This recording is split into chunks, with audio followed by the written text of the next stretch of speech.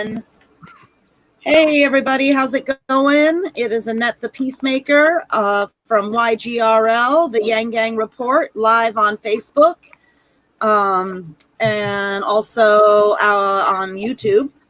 So let me introduce to you who we have today, and then we're going to tell you what we're going to talk about. So we've got Mikey the Jester, our YGRL brother. How are you, little brother? Doing good. Yang Gang. And then below me, I've got Faye, the Lone Star Warrior down in Texas. How's Faye doing today? Oh, we're having internet connectivity issues, so we'll see how this goes today. So we're going to roll with it, right? Yeah.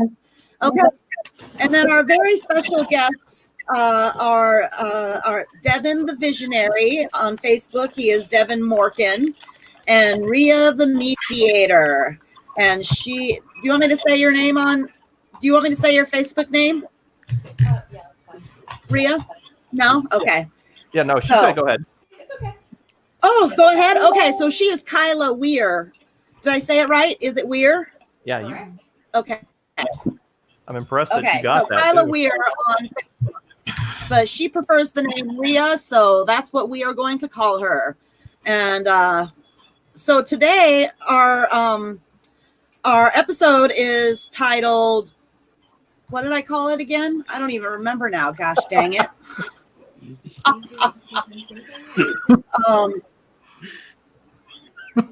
Shifting the mindset of humanity. Shifting the mindset of humanity. Yes. And so that's what we're going to talk about. Like, how do we do that? We are like the nation is in like total upheaval right now. And how do we move forward from this? How do we bring humanity first into the forefront and not so much like we're Yang Gang. We're all Yang Gang and everything. So like Yang's humanity first slogan is more like a way of life. That's how I look at it. Humanity first is a way of life and not just a campaign slogan. And that's why I got it tattooed to my arm right there. And then right up above it, it says forward. So, I mean, that's how seriously or how much it resonated with me that I got it tattooed. And the only way to move is forward. There's no going back, man. So Devin is aptly named the Visionary because he has a lot of really great ideas about how we can shift the mindset of society from this crazy mindset that we have right now. It's just like chaos. And how can we move forward into the future with human rights issues being at the forefront? So with that, Ariel would like to join us, I think. Is everybody okay if Ariel joins us? I love Ariel. Hey, the more the merrier. Heck yeah. Yeah. Yep. Okay, go ahead and talk. Yang Gang.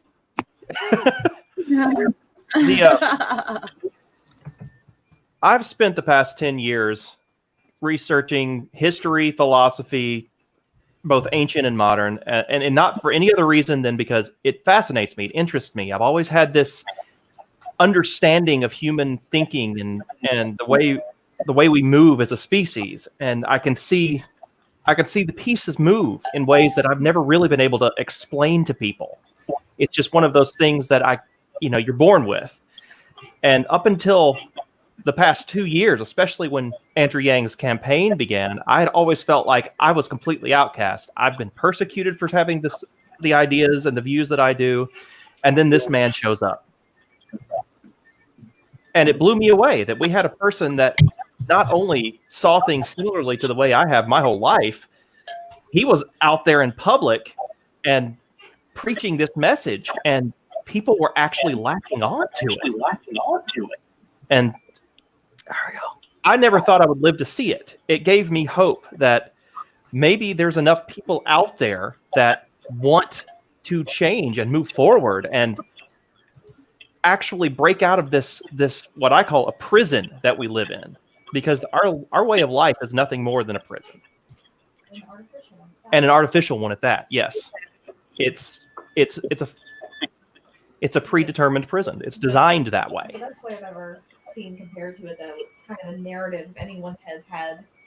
If anyone remembers their English class from like high school before they started getting super ridiculous about blocking books, The Giver. Yeah. It's very reminiscent of that kind of narrative. That's an extremely good comparison. That's the future, unfortunately, that we've been on the path to seeing. But in the past week, especially, going back to when the COVID-19 breakout, when we first had that hit the United States, when we saw the aftermath of just the initial wave, we found out that we had our elected representatives lying to us about it even being a problem so that they could sell off stock and make a profit off of it. And then in the meantime, this virus hits, and what are we up to now? Over 100,000 deaths, all that could have been prevented because they didn't want to tell us. They didn't want us to get ahead of it because they could make a buck off of it. And then the first thing they did when they were like, oh, no, here it is hand out. They gave Wall Street trillions of dollars. I mean, the day after they admitted this is a problem. That was the first of 2 multi-trillion-dollar handouts to Wall Street without a single question asked, without any restrictions or any rules whatsoever. Or any outcry against it when where the money's going to come from. Yeah, that's after this. I don't ever want to hear the argument, how are we going to pay for it ever again? Mm-hmm. And then we start seeing the effects when all the lockdowns hit and people are without any income. It made it abundantly clear that what we had before was already broken. Yes. But now we had it thrown in our faces that How unimportant how unimportant we the were. rest of us are. We're just money. Yeah. We're just like tools. We're just like cogs in a machine. We're not human beings. It's like That's and That can It's replace true. the automation. We're Oh, a commodity. we're going to get into the automation thing in a little while about how I see all of that. And we've had that discussion. Yeah. But here's the When part we- that I'm worried about. Were there any National Guard troops now in like Alabama or like where you live, like rioters and looters? Are you seeing? No. We have not had any major fights in our area. In Georgia, I believe there were some. In Birmingham. Right now, Alabama has, which surprises me of all people. yeah, We had a rally in the last 2 days at our local courthouse, or was it the city house? no, I think it was the courthouse. And we had a couple of cops hanging around. We had a couple of officers come up and partake. They didn't. Nothing really got incited. Everyone remained peaceful because, one, we were at a building that they couldn't really incite anything.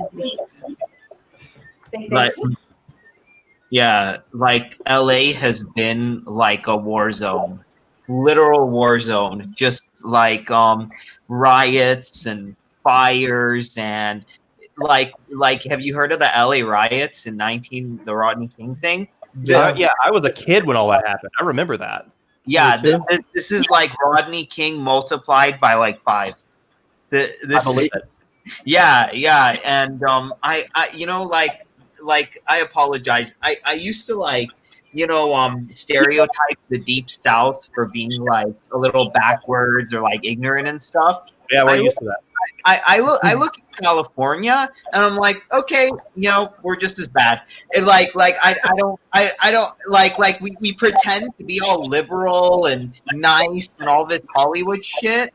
like underneath the surface, there are some serious, like basically, like we've just had our LAPD like firing rubber bullets at people, harming them, gassing them with like tear gas, and we just had our police chief called a domestic terrorist.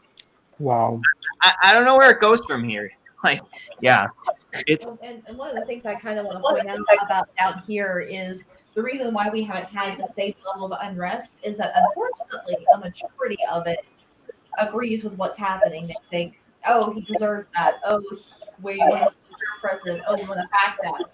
And that's partially why it seems like things are not happening down here. It really is. It's just a matter of time when that wire snaps. yeah, it really is. We're essentially watching the trail of gunpowder burn away before finally the explosion. The gunpowder thing.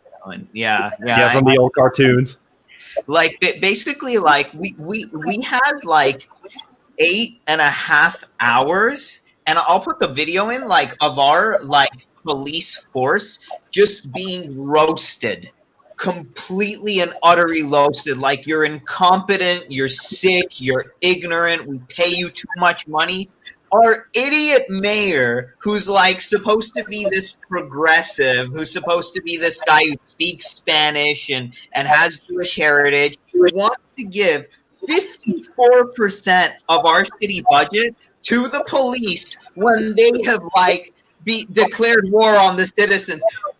Like, I don't get it. It's like to serve and protect. It's like no, to like harm and bully is what it's becoming. Bingo. And one of the things that I wish that local governments would take into account and take note of and follow suit with is what's happening with the Pentagon. How they don't back using troops to attack our. I have to get my dog. I'll be right back. Okay. You know, yeah. And the fact that the head of the Pentagon essentially said no, because that's not how we work. Like, this isn't Iraq. Like, what is going on over here? And, you know, and yeah. what I love to counterbalance that is you have a bill that's rushed to the forefront to combat police brutality, and one of those provisions is that you take away their military gear that they shouldn't have had in the first place. Yeah. Right? Yeah. They're here to serve us, not to like invade us. What the hell is this? They're supposed to be a civilian force, and right, like the rest of us as civilians, we as civilians are not supposed to have military grade anything. Why does the police force? Why does the civilian force have that? Why are they driving around with tanks? And like if you just juxtapose this, like, so my parents are Iranian immigrants, and we left to like escape a theocracy. Oh, and my now God! We see Trump holding up a Bible in front of a church. For a photo op at that. Right, for a photo op. So it's like, okay, like, so we just came out of one theocracy just to come to the United States for it to become a totalitarian theocracy too. Like, you can't make this stuff up. This is some like surreal bullshit right here.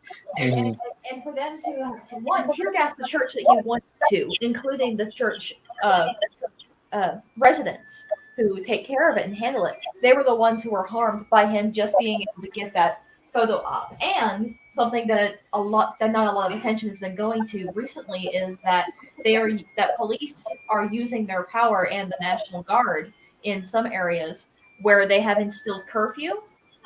I've compared this to witch hunts and what happened during the Nazi era, because this is exactly what's happening. There are police forces going into residents who are opening their homes to help protesters get off the streets before the curfew to reduce damages to themselves.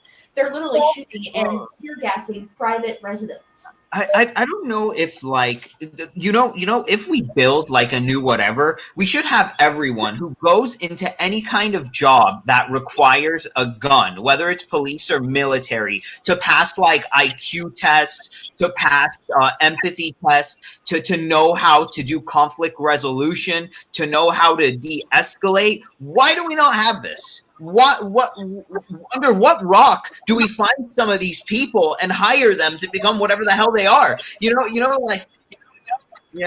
want to point out that a lot of the military military training actually does include that, but police forces do not, and they are being given military-grade equipment. And that is unacceptable. It's like, why would you demand more? You got, yeah, you're right. Handling their own personal citizens. You got some cop like with anger issues who like hardly maybe has like a high school education, and you give them a rocket launcher. Like congratulations, you stupid idiot. Like I pardon me, but I'm really pissed off right now. This is you should be. You should be. Yeah, Stay angry. Yeah, it's disgusting. It's and I'm growing up in like the affluent parts of town just to see like these morons. They're going after the peaceful protesters, but they're just letting the rioters go loose. It's like, idiot. Your target are the ones who are looting and rioting, not the ones who are protesting. You stupid fuckers. Like, Those of the rioters have been proven to be backed by out-of-state supremacists. They're people who are trying to instigate and devalue and disenfranchise these protests. Right. For the purpose they are happening. So here's my hope. My hope is that our military is not full of like complete idiots. We can reason with them and we can tell them like, you swore to defend a constitution, not like a reality TV show host. Do you understand that? It's like, can we reason with them like that, or I don't know. The good news is most of the military has said not just no, but hell no to any orders that if they were to hypothetically be given an order to fire on American citizens, they've said, no, we're not going to do it. And the Pentagon's reaction to this echoes that. And that really took a lot of power away from these basically psychopaths that run the world. Because I saw in Tennessee, they did take a knee with the protesters. It's like they're going to join us, for God's sake. I wonder if there are as many military people who are just as pissed off as this corporate oligarchy than the citizens are. Then we're just going to have to take it all back from these fucking assholes, from these piece of shit, scum-sucking crap bags who have done this to our country. The thing that should fuck them. Government of its people, not the people of its government. That's not how our system is supposed to work. We should not fear our government. The government. Right. It's the other way around. It's the other way around. That's why I was so happy to see just the police chief and all of these like old, stupid, incompetent morons being roasted. They said, we pay taxes to your salaries so you can come here and tear gas us. Are you people fucking stupid? Get out of here. They in the Old West when they just ran people out of town. That's what we got to do in LA. Just run these assholes out. You got to do it. You've got to do it on such a massive scale that you're basically looking at a national size running them out of town. But unfortunately, it's so deeply entrenched. Yes. We should have the National Guard come here to protect us from our own police force. Figure out how like crazy that is. The taking everything, all of this legitimate anger. Everybody in this country should be so pissed off right now that they can't think about anything else. Most people don't understand how important what is happening really is. Again, like I was saying before we went live, when I was growing up, I just turned 36 last week. When I was growing up, we were taught about the civil rights movements back in the 60s, Martin Luther King Jr., and all the rioting that happened back then. We were taught it like it's a thing of the past. That's never going to happen again. And it had this feeling of we're past that. We're beyond that. And now we're seeing it blow up like this. It's surreal. In the middle of a viral health crisis, to no less. Like a powder keg. It was. Waiting for something like this. I've been with as much research as I've done over the past decade. This is the inevitable end of a system like this. Right. And now, like California, stupid California wants us to report like 3 jobs that we searched for to get our unemployment. Now, I'm not saying anything, of course. It's a stupid system, but it's like in the middle of civil unrest and a viral pandemic, you're worried about someone having a minimum wage job, you stupid bastards. Like, just help us. Just give us some help and let's wait this thing out. How dumb are you people? And we're the only, they care more about the money. And we're the only, and I'm going to use this term, advanced civilization. We're the only country, first world, that's not helping its people. What does that tell you? And we go on like humanitarian missions to like other places to bring democracy. It's all a joke. Like I don't know whether to laugh or cry at this point. Like I'm at that. Like Well, cry at the ones that are unnecessary, but laugh at the stupidity is to burn all the burn down. Yeah. Well, that's maybe. Well, to use all of this that's going on, I mean, we could go on forever, but the examples that I really want to point out to lead into what I really want to talk about are, one, the way the pandemic has been handled. Again, going back to the 6.2 trillion, I believe, is what Wall Street and the bankers have been handed at this point without any conditions whatsoever. And then the rest of us only get what? The rest of the country got what, a third of that? And even most of that was stolen. And now the Republicans want to block the $1,200 that's coming in the HEROES Act. I mean, you can't make this up. And they say maybe we can't afford it. Maybe it's too much. Go to hell. Fuck you. I said you can't use that argument that we can't afford it anymore. How can you say that when you handed $6 trillion over out of thin air? You just made that crap up out of thin air and handed it off to bankers. Don't tell me we can't afford it. And did you see like that stock just sunk when they did that? The stock market is rallying right now. And yet average American citizens, we're the ones that can barely afford food and basic necessities. Who is it? Who's it helping? Who's the stock market helping? Some guy who has all his stuff in Cayman Islands or something wrapped in there. Yeah. Right. So if you look at all of what's happening here, this is the end result of capitalism gone crazy, run amok without any rules whatsoever. And I love to make this comparison, and it tends to blow people's minds because you hear all the time about, oh, look at what socialism looks like. You know, when people are really thinking about communism gone wrong. You look at all the empty shelves in the stores and the rioting in the streets and all of this. Look at what happened with the pandemic. It looked exactly the same. Yeah. It looked exactly the same.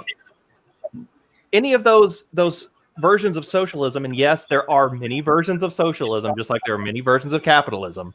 When you use one of those types of socialist states, it inevitably ends up looking like that.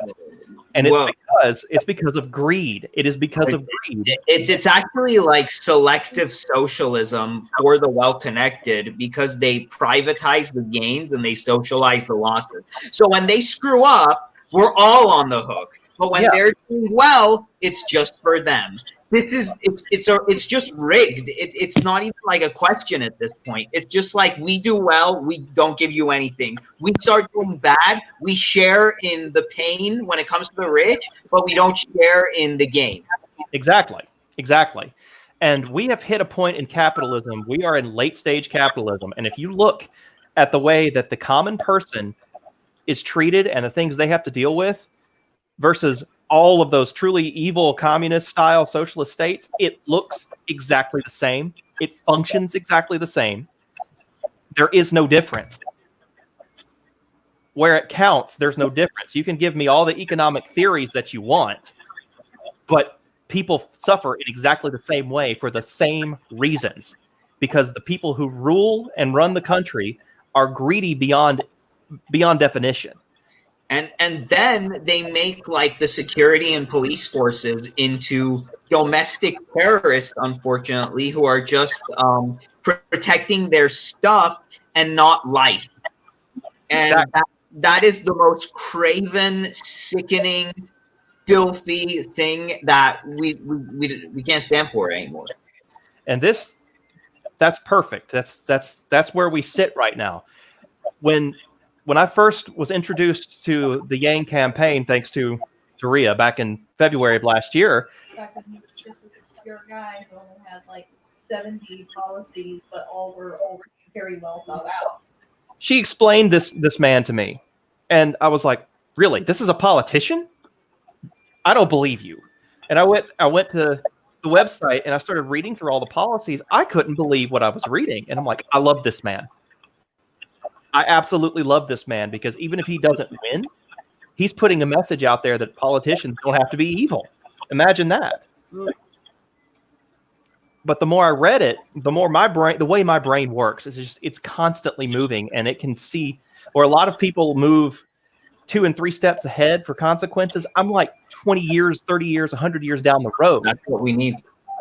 And that's a problem I've always had, is trying to get people to get to that point to either understand it or to care. And those two things have always been the hardest things for me. Now we've reached a point where people are desperately looking for a different way, a better way, because there's no arguing anymore. This doesn't work anymore. And there are so many factors as to why it doesn't work anymore. But unfortunately, like you've got those people who they're just complete ideology and not pragmatic at all, and they're just propagandized. Just the minute you come to them with another idea or another opinion, they're like, "No, I support my thing," and it's like you can't get anything through there. But hopefully they're in the minority. But I don't know. Well, I've paid attention to this stuff, and I follow the human aspect like a hawk. And what I'm seeing is, yeah, you're going to have those hardcore ideologists that will not give up their view, but you're starting to see a decent bit of them cracking. Those ideas are starting to fall apart because they can't be handled anymore. They can't be justified, and they can't be excused in front of their faces anymore. Well, when you see like a complete denial of reality, when Trump says like what is it, like, I am a friend of all peaceful protesters, and none of the protesters in DC were like throwing any water bottles or rocks and not instigating violence, and then he just had his police force do that thing because he wanted a photo op. He was just like denying reality like 50 feet in front of him on the other side of his gate, and it's like that's not working, man. It's not. It's just over. Yeah, exactly. Yeah. He did call it, and he's called a lot. And that's for me, somebody who thinks so far ahead and is able to think in terms of consequences like that. When I was reading through his book and listening to him speak, I'm like, oh my God, this guy gets it. He sees what's coming if we don't change it.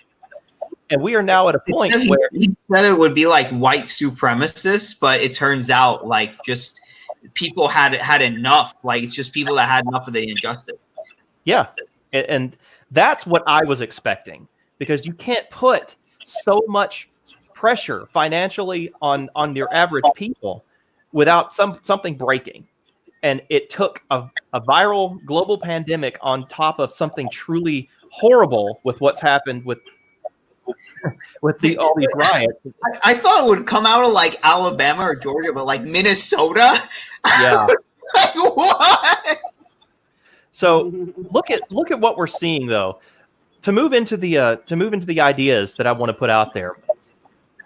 Of all the things that Andrew Yang's campaign really caught my attention was that slogan, "Humanity First." What does that mean? What does that really mean? You're putting humans first. And as somebody who studied history, I think back to what humans have done from recorded history, and not once, not ever, in any movement, at any important point in history, have human lives and human rights been the forefront of any real movement. The most you've ever seen is that concept being paid lip service, or focusing on one or two little, as what I call, boxes on the human rights checklist. Sound bites, just slow right there. Whether it's, racial equality is incredibly important. That's one of the foremost things of human rights. But there are more boxes on that checklist that we all have to fight for. And my idea, my vision here is to see people like Black Lives Matter, the LGBTQ plus community, and so many other groups come together because they're all fighting for one of those check marks, one of those boxes on a list, and every one of them is important. But what we're seeing is all of these different groups and these movements are splintered and separated from one another.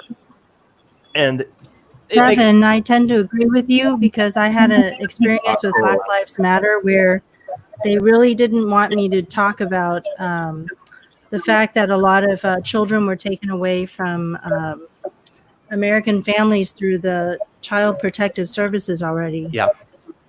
During one of their events, it was for the migrant children.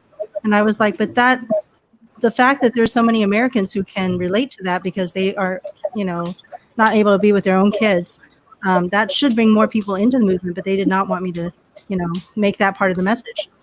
So, but Devin, I believe that Martin Luther King actually did make this all humans together as one part of his, his message. You've had people that have tried to put forth that message, but it's never been fought for. It's never been latched onto. I don't know whether it's because not to its full potential and not to the all-encompassing human life aspect.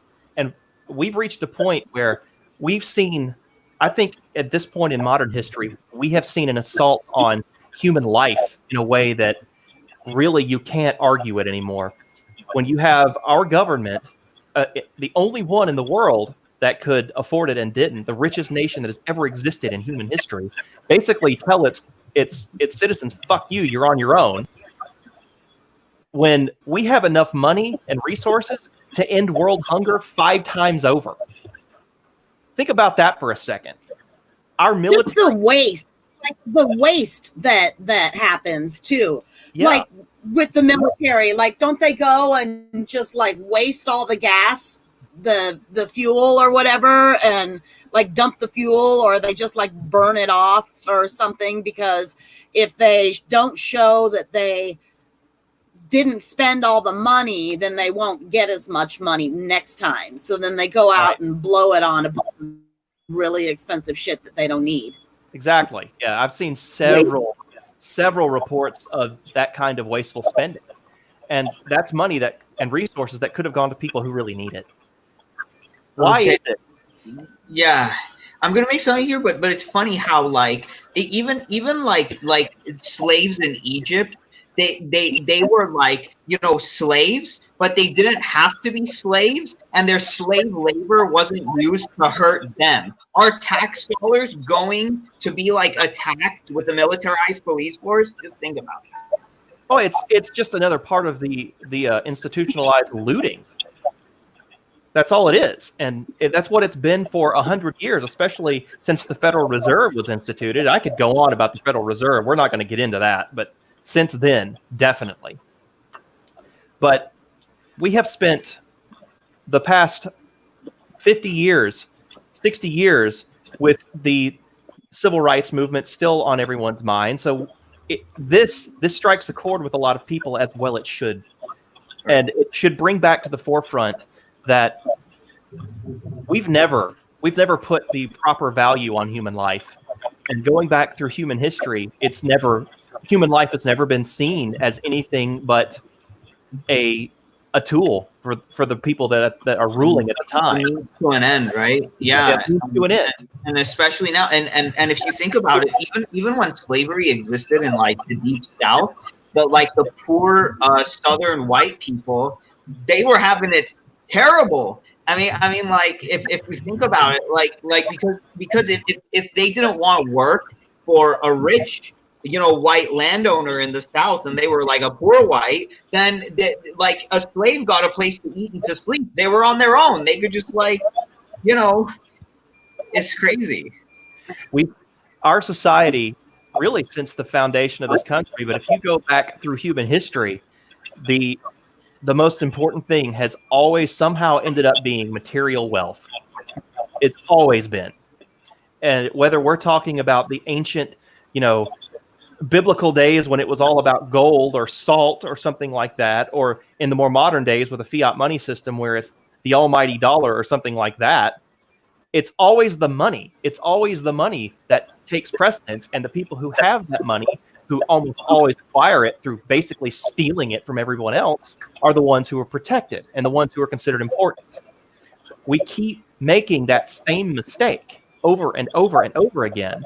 And then when we try to rise up and make changes, we miss a lot of these important messages and a lot of these aspects that we really, really need to be focusing on. We tend to focus. Human beings are really bad about not paying attention until it's too late. And then when it is too late and then they really want to act, they react. They don't think it through. And they don't consider everything that needs to be considered. So you get this very incomplete result that leaves things still wide open to be exploited later. And that's the key word, exploited. Everything in our society is about exploitation. And it's gotten to the point to where our very health, our very lives are exploited to the point of, you can't even go to the doctor for a basic checkup for most people anymore because that's gotten so outlandishly expensive. That should piss you off. From a bunch of made up prices. Yeah, look into the Charge Master. Right. And all these like stupid Republicans saying that like, oh, the sanctity of life. Oh, but when that life is out of the womb, there's no sanctity there. It's like you're either a clog or you can just starve or have health problems. Like we don't care. It's like, okay, what about the quality of life, you fucking morons? Like I just want to take a boot there. So stupid. All right. Look. That's a great example of the disease. This mindset that is a true disease of our society and really of the human condition, and has been for a long time. It's been accelerated in this country because of how far the exploitation has come. But we've got to focus. We've got to focus on Mikey. Oh, Mikey. Can you mute your mic if you're not talking at the moment? Because there's a lot of noise. Thank you. The one thing we've missed for generations is that whenever we rise up like this, for whatever reason, it's because the sanctity and the value of human life has been degraded in the eyes of the people who have stolen everything from the common people.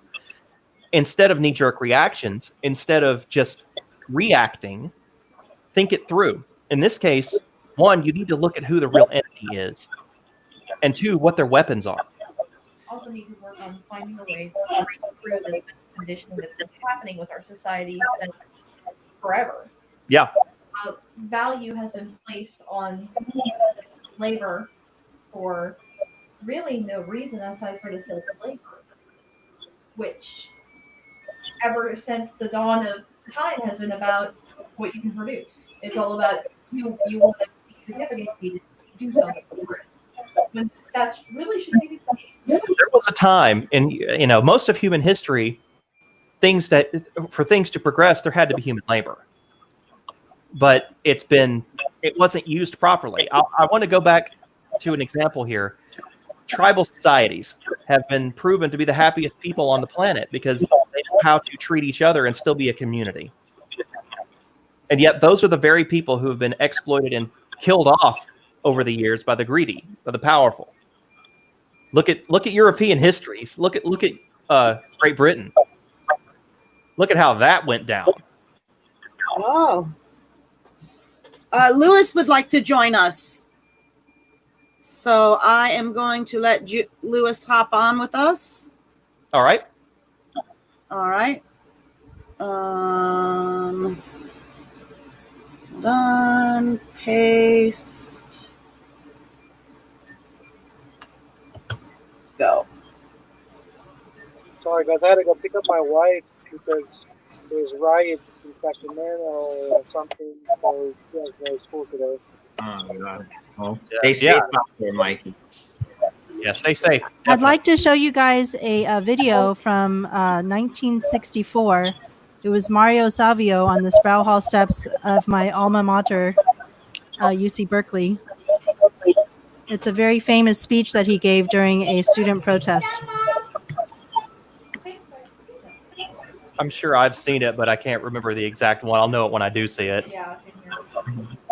Okay, I'm going to try to share my screen. All right. Get that done. Whoops.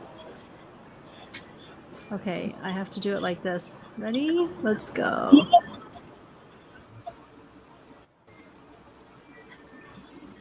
Okay. Is it on? Yep, it's yeah, up. I remember this. Okay, let me see if I can get it to play.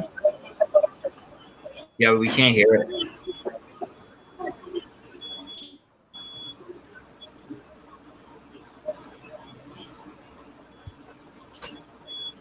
Yeah, the audio is not playing through. Maybe there is a there's like an option like share audio or play computer audio or something like that that you have to click.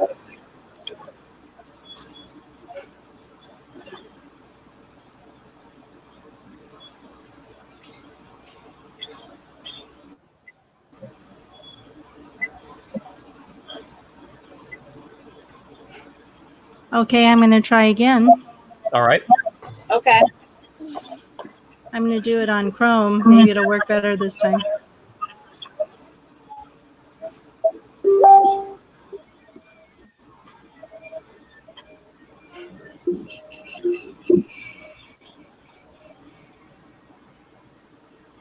Can you hear it now? There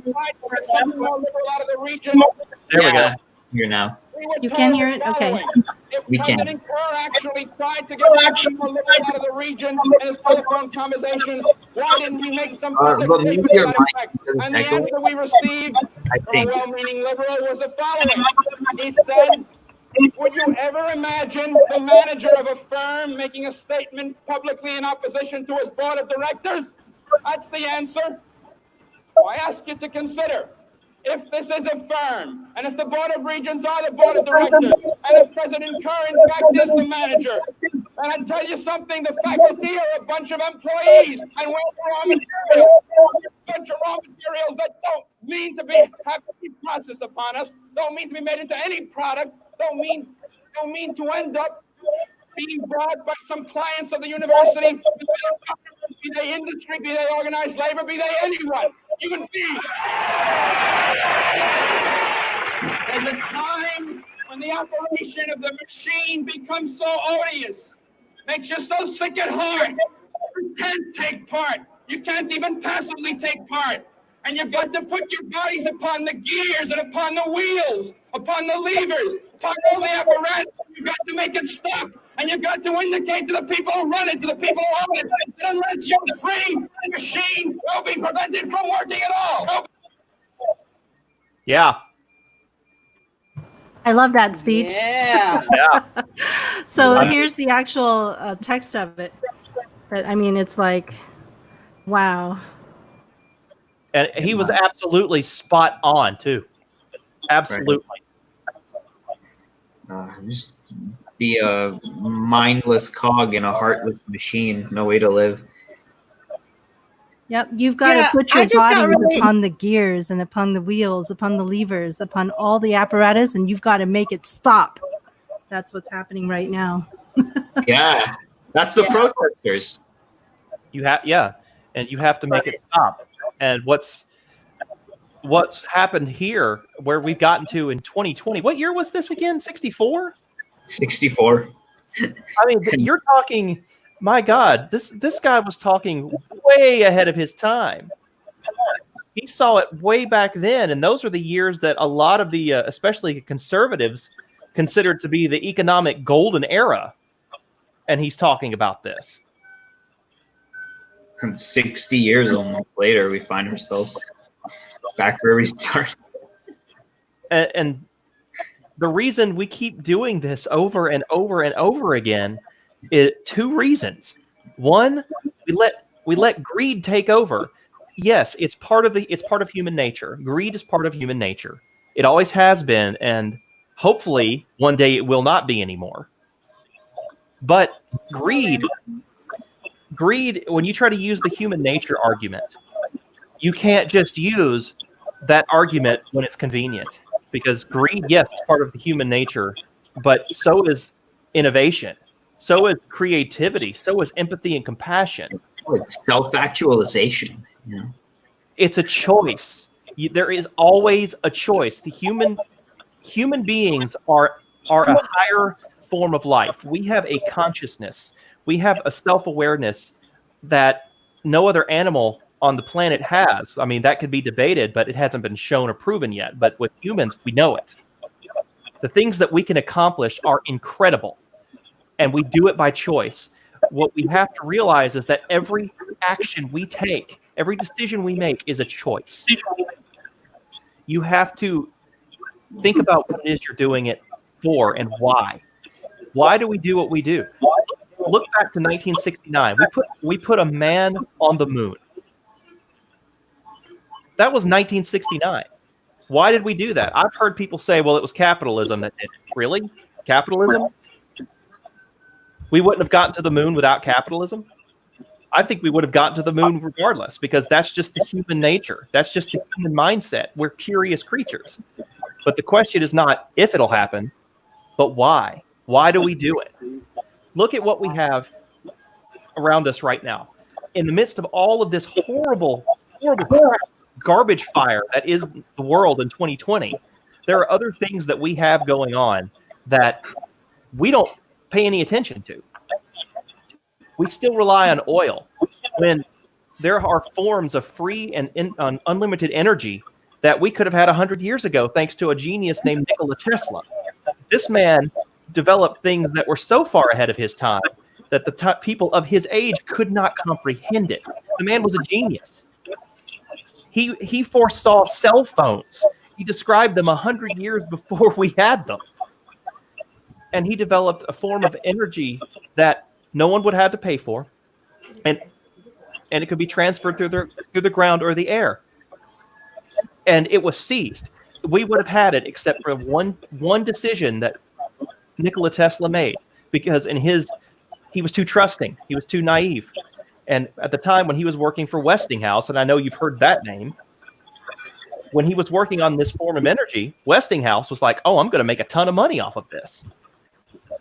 And Tesla came to him and said, no, I don't want to charge people for this. They should have this for free. As soon as he had that discussion with Westinghouse, he was fired and he had his federal funding revoked. That one decision, because he was too trusting, cost the world free energy. We should have had free energy 100 years ago, and yet we're still relying on oil, and they relentlessly, ruthlessly, and mercilessly crush any competition, any form of energy that will be free. Why? Look at the amount of greed there. Look at that, and then look at what happened with the lockdowns. We all saw gas prices plummet. Yeah, and they're dropping again. There's your proof right there that you can get around it. But it's greed. It's monumental greed. And since then, after I had really started studying Nikola Tesla, I found that other people along the way had tried other forms and discovered other forms of free energy. And the things that happen to these people are horrible. If they don't have their ideas basically forced off of them and bought off of them, they're just outright silenced. I can go down a list. What was the man's name? Wilhelm Reich? Wilhelm Reich, who discovered orgone energy. Another form of free energy that we could have had, and the government shut him down. If you are a weird and obscure history invention nut, you would know his work via the weapon machine. Or if you are a Kate Bush fan, you would have heard of that very machine from the song called Cloudless, where she sings about the very incident and what happened to him. The fact is, we've had the technology to get around at least that sort of oppression. We wouldn't have to be paying utilities. And look at what the utility companies do to us. Look at how caged we are because of that. And then it doesn't stop with just energy. How about the medical sector? 100 years ago, cannabis was legal and it was obviously working. You took cannabis out of the I can't. This is where my brain. I'm sorry. Out of the picture, and all of a sudden, people start getting sick. People start dealing with diseases that cannabis was already treating. And now we don't want to admit that it was ever effective. Why? Because the medical sector can't make money off of people who aren't sick. They hold our very health hostage. And yet we have had ways to get around this forever. And then Well, this is where I totally agree with this aspect because once again, I'm in Palestine, Texas, and I lived in Houston with my parents are in that metro, and we are still in the diabetes belt, even though Texas, I think Houston has like 3 major industries, right? And medical is one of the major industries there. And so if you have medical as one of your major industries, you would expect the people around that area to be healthier. But instead, we are very, very sick in Houston. On average, we are like the second most unhealthy city in the country or something like that. I've heard that. Versus like someplace like Washington State, where you'd be the second most healthiest or something like that, where I used to live up in Seattle area. So like the bigger the medical industry, you would think, the healthier you get, but that's not what happens. You continue to be chronically sick while they take care of you. So your mic keeps cutting in and out. Oh, I'm sorry. Hers. No, yeah, it does. You're Really right. does. You're absolutely correct on that. And the word that we just used, industry, there's the problem right there. Medical should not. I have to go get a book for you. Hold on. All right. Yeah. Well, I'd like to talk about, since we're talking about that, how everything is industrialized. Everything is also controlled by the government, from your birth certificate to your certificate of death and everything in between. Yep. You have to have a marriage license. You have to have a diploma. You've got to have a driver's license, and you can't collect rain in a barrel so you can water your damn garden. You can't, like we purposely bought our property so we wouldn't have any of those stupid rules, like you can't grow vegetables in your front freaking yard, or like you can't go to the park and feed homeless people. So like we are imprisoned, and the government controls every single aspect of our lives. And that is really disheartening. What book is this now? Is it The War on Normal People? Well, so I wanted to know, unfortunately it isn't, but The War on Normal People is an excellent book by Andrew Yang. I'm actually showing you this one. It's very difficult to read. It's by Ivan Illich, and it's called Limits to Medicine, Medical Nemesis, or the Expropriation of Health. And this was written a while back, and it's difficult to read because like on his pages, they look like this, and every page is full of footnotes. Okay. He documents every single thing he talks about. And I mean, it's very difficult to read so much, but it's so compelling. It was written back in 1976. 1976 was reprinted. I wonder what the original was. 1975, I think. And he was an expert on how the medical industry ran away with itself and was allowed to basically define which human should live and which humans should die, for example. All right. The medical industry decides that, because we don't decide that anymore. We can't even take our own lives without a doctor's permit. Right.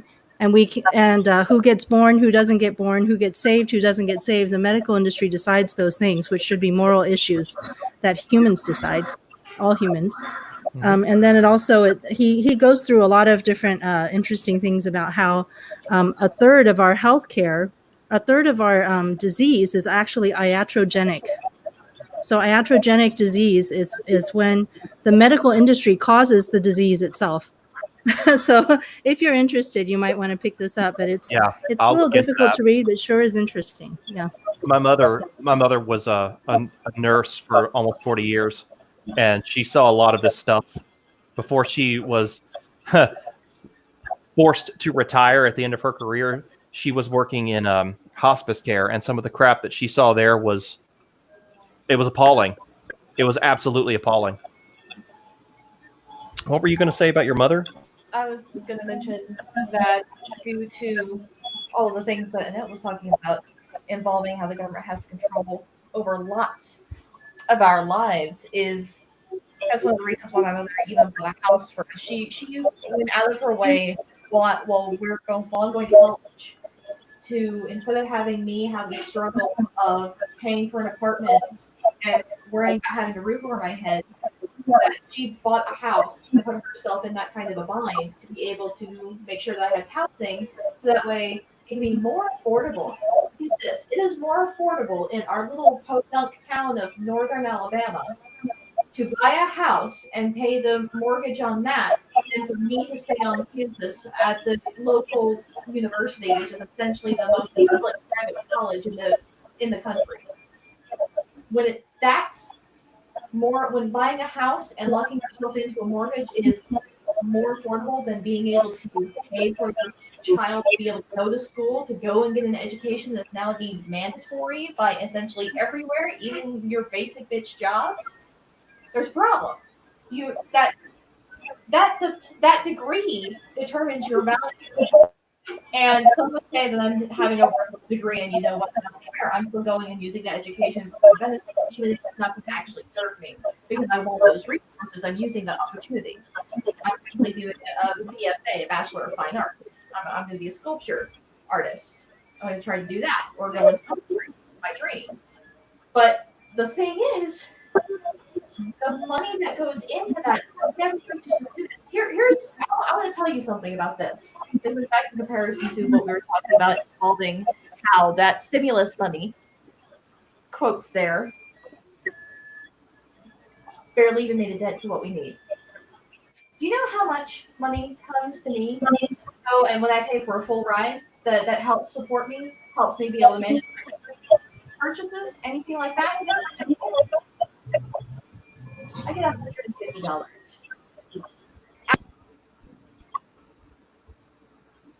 Oh, your mic cut out, Rhea.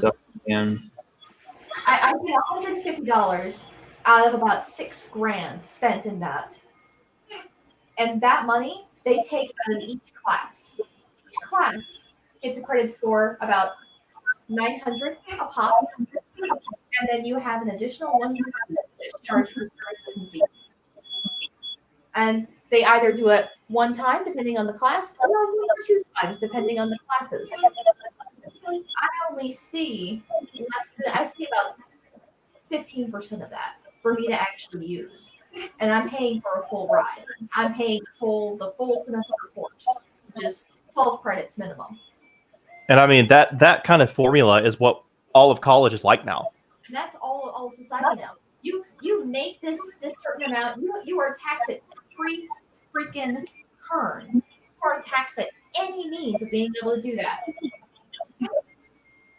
I didn't get one. Of course, Wow. I've got a tax issue. I haven't been able to get my taxes done yet because this whole outbreak thing has made it damn near impossible for me to get anywhere. But I haven't seen mine, and I probably won't see my stimulus check either. Yours is due to multiple issues, Yeah. and one of which was not even your fault. But you just outlined exploitation. Everything about our lives is exploitation. And I can't get people to see that. And one of the things I also want to point out when it comes to things that are essentially slave wage jobs, not just minimum wage. Minimum wage, I'm going to agree with, completely slave wage jobs. I'm also pointing out those that require tips to be able to allow their employees to even survive. Tips, do not ever record your tips on a receipt if you can pay cash with tips. Do not ever do that. Because what they do, and this being a waitress, being a server for a while, they will take that and pay it towards the income tax that the server is making. So that way the check that a minimum wage person would get is about $180.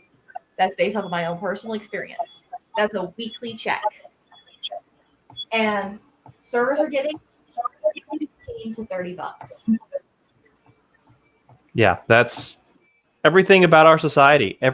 They have They have taken hold of every aspect and exploited us and squeezed us dry, and they're going to keep doing it. We are charged 4 times the amount of taxes in a lot of countries, and the big corporations are barely even paid an eighth of what they're supposed to. You know, another thing that I heard is that this may sound crazy to you guys, but literacy is another form of enslavement if you don't question what you're reading.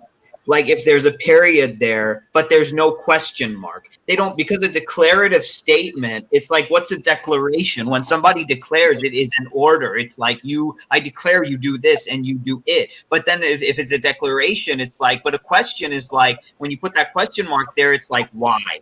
Why are we going here? Why are we doing this? What is happening?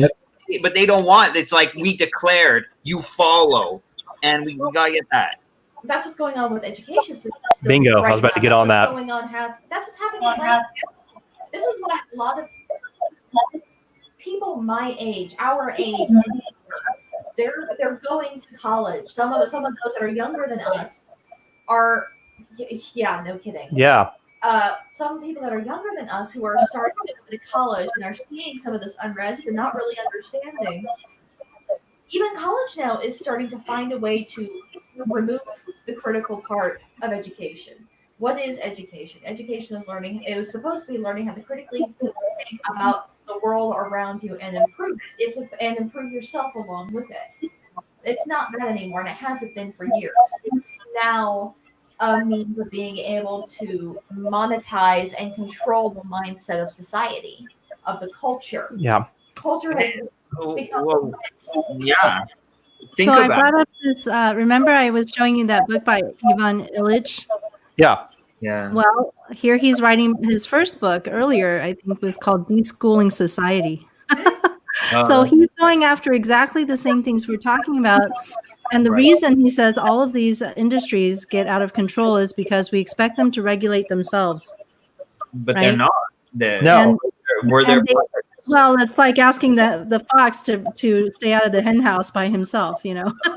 I mean, and that goes back to what I call the major nemesis of human evolution and progress, and it's greed.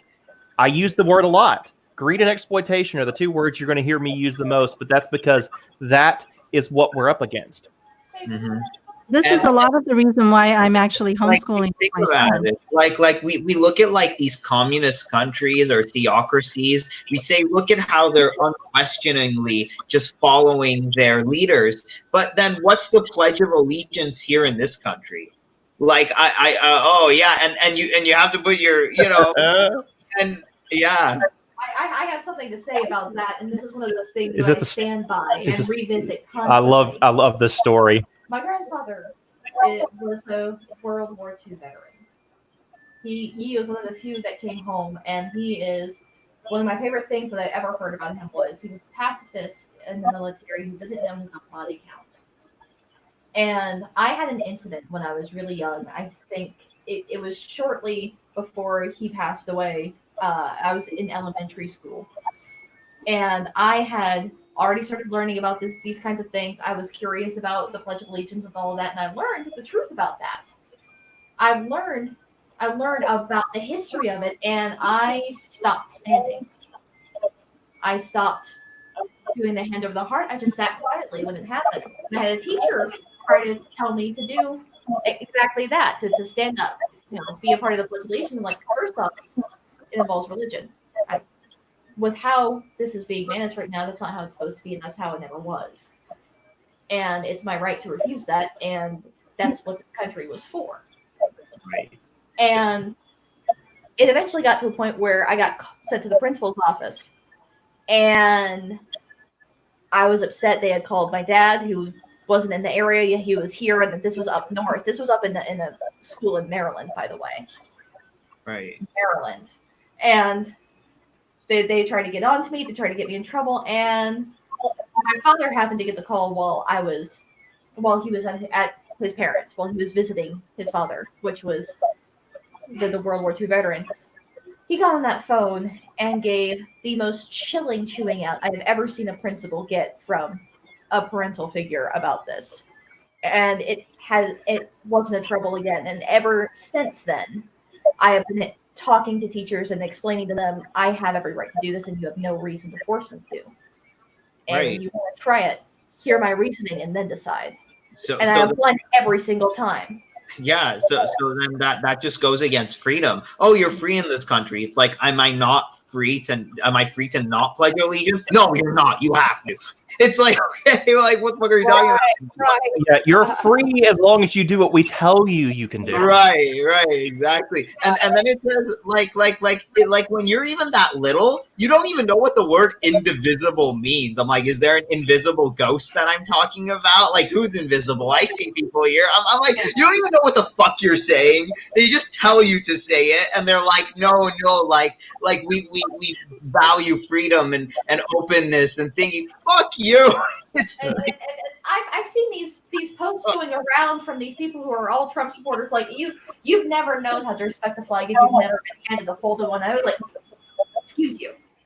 First off, the people who have fought in those wars and died and not been fortunate enough to come back will be siding with those protesters for the most part. I can attest to that because my grandfather was a World War II veteran, and he would have had the same righteous fury your grandfather did. Yeah. Same Right. thing. What side, Japan or Germany? Did they fight in Japan? My grandfather was in the the Asian theater. Oh, okay. Mine was trying to remember. He was an ammo truck driver for the most part. He handled ammunition, Yeah, mine was a mechanic. and I think he handled the more German theater. Yeah, so he would have been the European theater. Yeah, so Nice. he was on that side. They're what's that one photo that they have going around the of storming the beach? That's Normandy. Yeah. He's in one of those photos.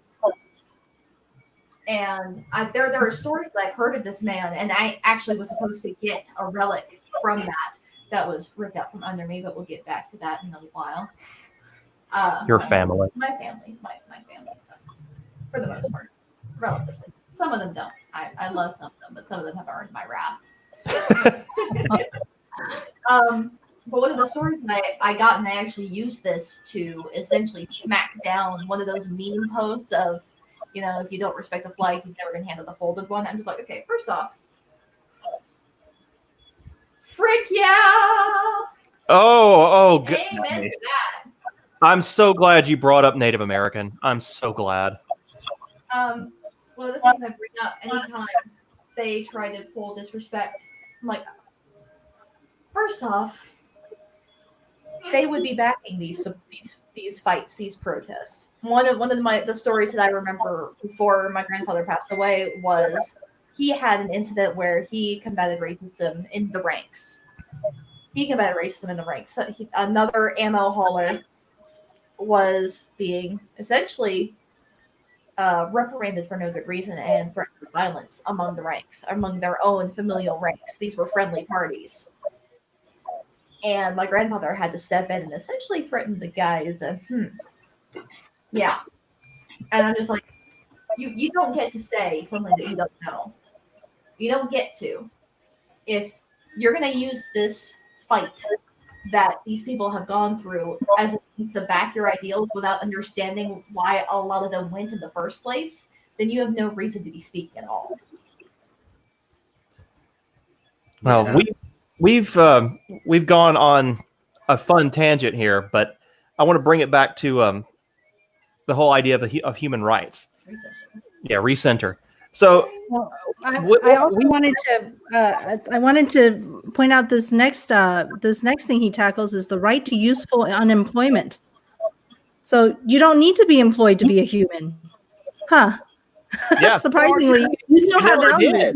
You never did. Employment's a very new concept as far as human history is concerned. And there's a lot of activities that humans do that have nothing to do with being a commodity or producing commodities or producing services for other people. We have part of this disease of the mind of society is that we have to be productive members of society. I hate that phrase with all of my being. I hate it so much. There's so much internal rage that goes with that. Why do I have to be productive for society? No one asked me. No one asked me. Yeah.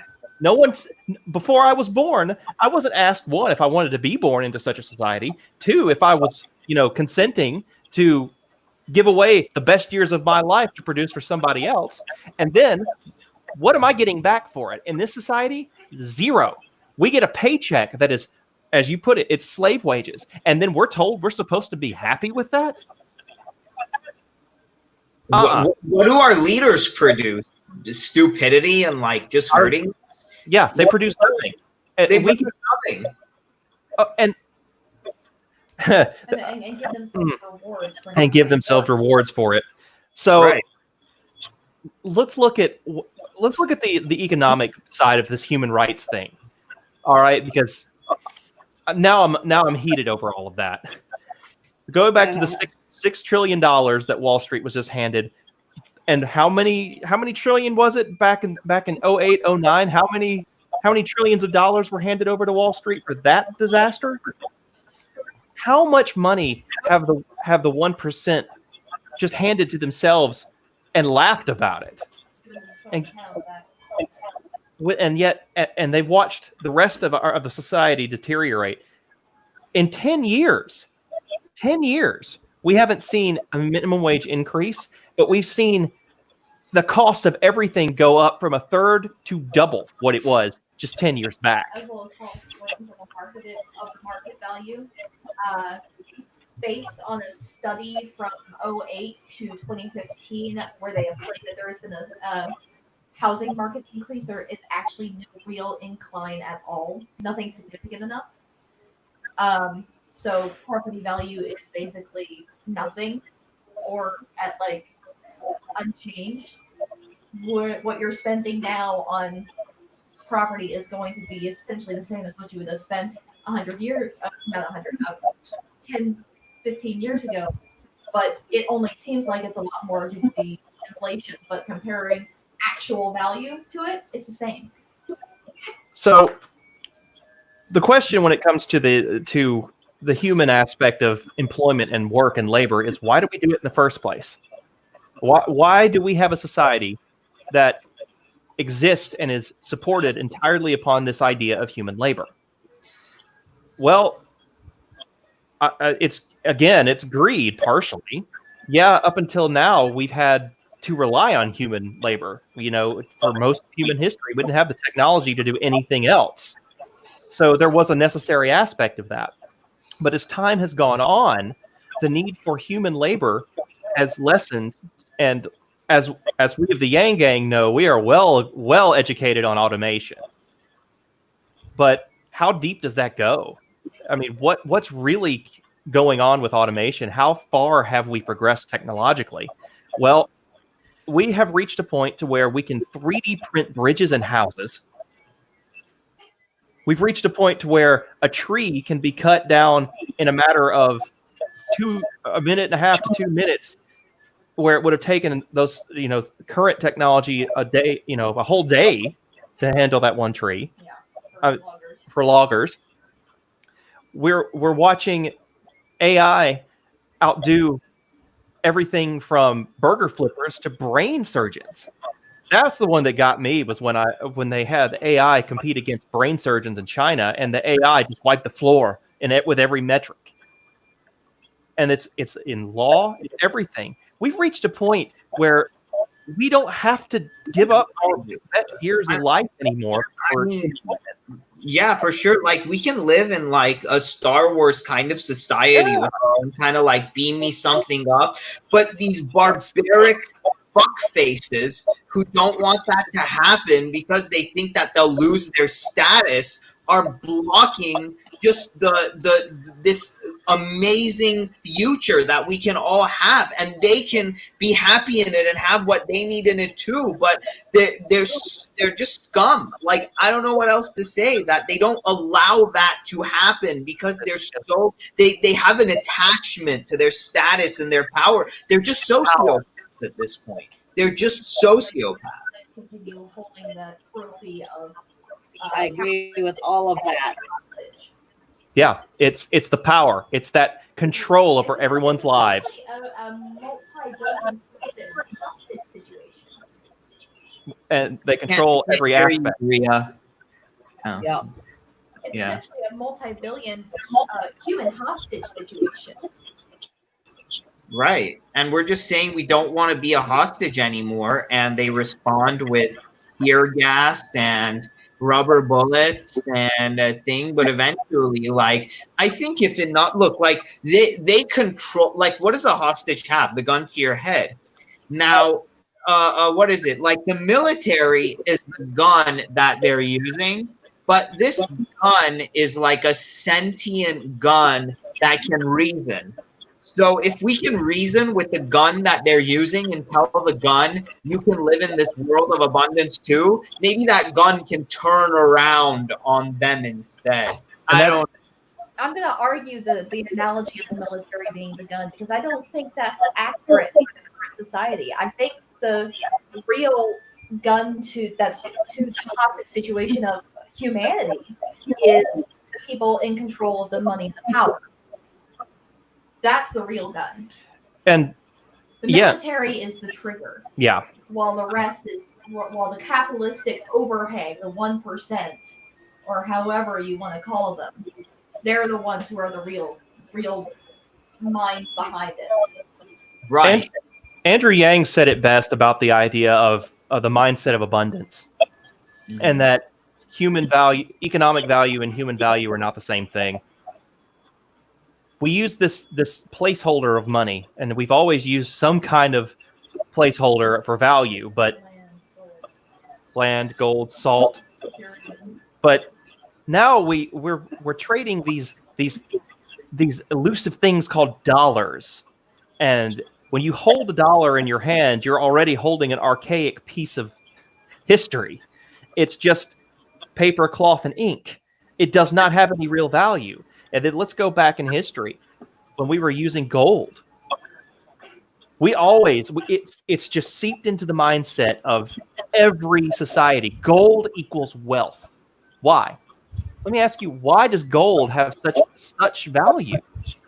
What practical purpose does gold have? Well, gold's got nothing to do with our money anymore. We've been off the gold standard and then off the silver standard. I want to speak to that real quick, Faye. But like the doomsday preppers, they always say buy gold, buy silver. You collect all that stuff because the current money cash situation will become obsolete, and we're gonna have to start. You buy liquor. You build up a stash of things. The barter system is going to come into play. If shit hits the fan, then the barter system is going to play. People are going to want cigarettes, weed, toilet paper, obviously, coffee, alcohol. They're going to want their creature comforts, and you're going to need to be able to have something to trade. So that's like a really big part of prepping. Like, these people aren't stupid. A lot of they get played off as being kind of like tinfoil hat like, but nah, I don't think so. I'm actually for buying gold instead of just US dollars. I mean, considering the volatility right now. I don't bring it up as like I bring it up for questioning why has it been considered valuable? Why throughout all of these many centuries and even millennia, why has gold and silver been considered? I can't use it for anything. It's like it's funny because this hits home with me. Like, my dad is a jeweler, and I just remember like sitting at his jewelry place, just being as bored as fuck. Like, I'm staring at a bunch of like shiny rocks over here. Like, what am I going to use them for? Well, it's good specifically for its usefulness as a tool. Right? Yeah, that's exactly what it's good for. But you have to question, immutable. But I'm asking, as a tool, what real value does it have? Right. Its value is that it's a good tool. I mean, you can use gold for actual things. There are things that we can use gold for, but that's not what its value for a trade, right? Its value is that it keeps. its value. I mean, its practical value. My dad tried to argue this with Rhea and I at Christmas. Is that it's a great conductor of electricity? Really? Okay, sure. Well, why would an Aztec king need to conduct electricity? Why was gold so valuable? Right. Where did this concept of gold being valuable and silver being valuable and gemstones being valuable, where did that start? Yeah. Because It's valuable as a tool, like, it's something that you can use, and what can you use it for? Okay. it doesn't get destroyed. It's not what you can use it for, but the fact that it's easy to use. Okay, but so like if I just have gold by itself and I'm not trading with anything, what am I going to do with it? It's shiny. People wear it.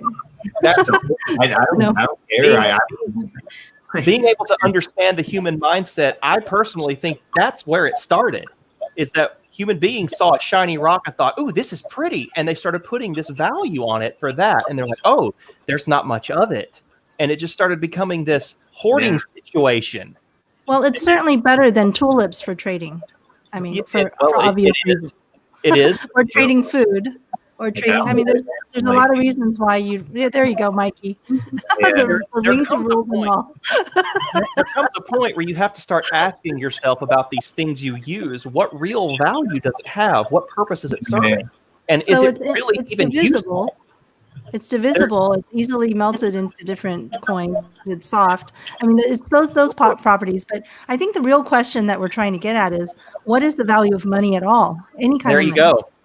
There's, and I was circling around, going back through the history of money, and then trying to get into that human mindset of why this is. We've reached a point to where we don't need any of that anymore. Right, exactly. Like if we created like a world, like personally, I'm a man who like crave experiences more than I crave like material things.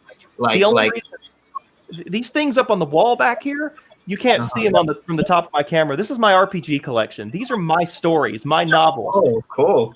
It's not material to me. Kind things represent an escape for me.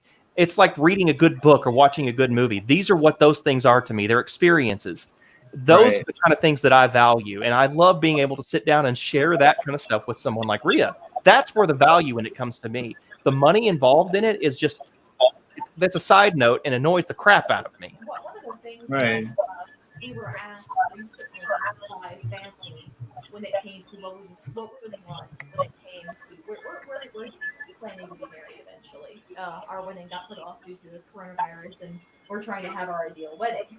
One of the things that we were asked was, well, what would you want? What kind of thing would you do? And we're like, we're not really asking for much. And something that my mother brought up, which ended up being her wedding gift to us, is a honeymoon. We weren't planning on ever being able to have a honeymoon. Yeah, we were just expecting that that was a pipe dream. And the thing that we ended up doing was weird. Yeah, we're going to have some things like on a wedding registry that we would want because it would help us with the house, it would help us with our future, that kind of thing. That's what the registry is for. But the big thing is, if you're not sure what to get off of the registry, if you can spend that money on paying for one of the excursions that we want to do, because she can't cover all of it, of course. But if you can help make our honeymoon our dream honeymoon, then do that.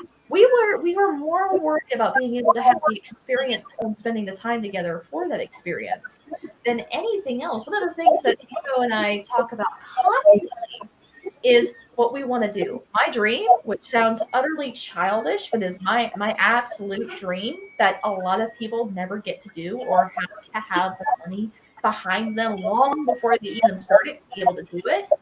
I would love to be one of those Ren Fair regs. I want to be able to go around from state to state in my region as a Ren Fair goer. And I'm actually trying to partake in my local Renaissance Fair to be able to, one, build it up, because right now we're a single volunteer only. I want to maintain the volunteer only, which is like, I think we're the only one in the country now. And raise it up to be able to be more profitable, to be bigger, to have a hard site. All of these things that it doesn't have, that it's going to die in the next 10 years if no one gets in there and says, hey, we need to raise this up. And that's my dream thing. I would love to do that for life. And what's wrong with dreams like that? that's another problem.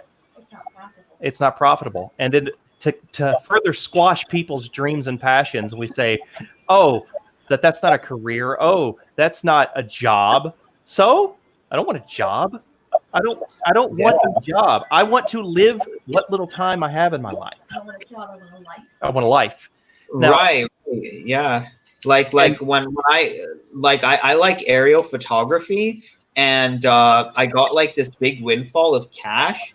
So I decided to buy a drone because, man, I fucking love it. I fucking love taking it up in the air and taking all the pictures and stuff. And then my mom is like, what about your future? You know, thing? And I'm like, no, you don't understand. Like, don't you see what's going on in the country? We don't even know if the country has a future right now. Yeah. She's thinking about like in 1-2 years, like I become an ophthalmologist or like a doctor, or I do this big thing, and she can say like, oh, look at my son, like he did this. She's thinking like the country is on fire, and you're thinking about my long-term career goal right now, like, you know. That's something that made me very happy about my mother. My mother started out. I actually am technically a college dropout at birth. I went to college right out of high school, and I only went for 2 months, and I just vanished because I was trying to go into a career that was going to be profitable, was going to be something useful, was going to serve a purpose, and I wasn't happy. I was really depressed. And what changed was her mindset completely changed over from what's good for you economically, which she is still concerned about, but that is a reasonable concern now, not to the point of being, you need to do this to be able to live. It's now, do what makes you happy, and if you can survive off of it, hell yes. And if you can find a way to make it work, hell yes, even more. I have had more support from my mother, from my new friends that I've gathered here, than I have ever had in my life. And my mother. Yeah. And your mother being supportive of you and your work. I've been blessed in that way. We started pursuing what our life goal was instead of what our job goal was. See, and we're one of the few fortunate ones who are able to, and everyone needs to have an opportunity, not just those who are able to be backed up by it. We have supported by mothers. We're living in a time where every action, every natural action, every human action is monetized and taken control of by somebody else. Right. That's got to stop. Yeah.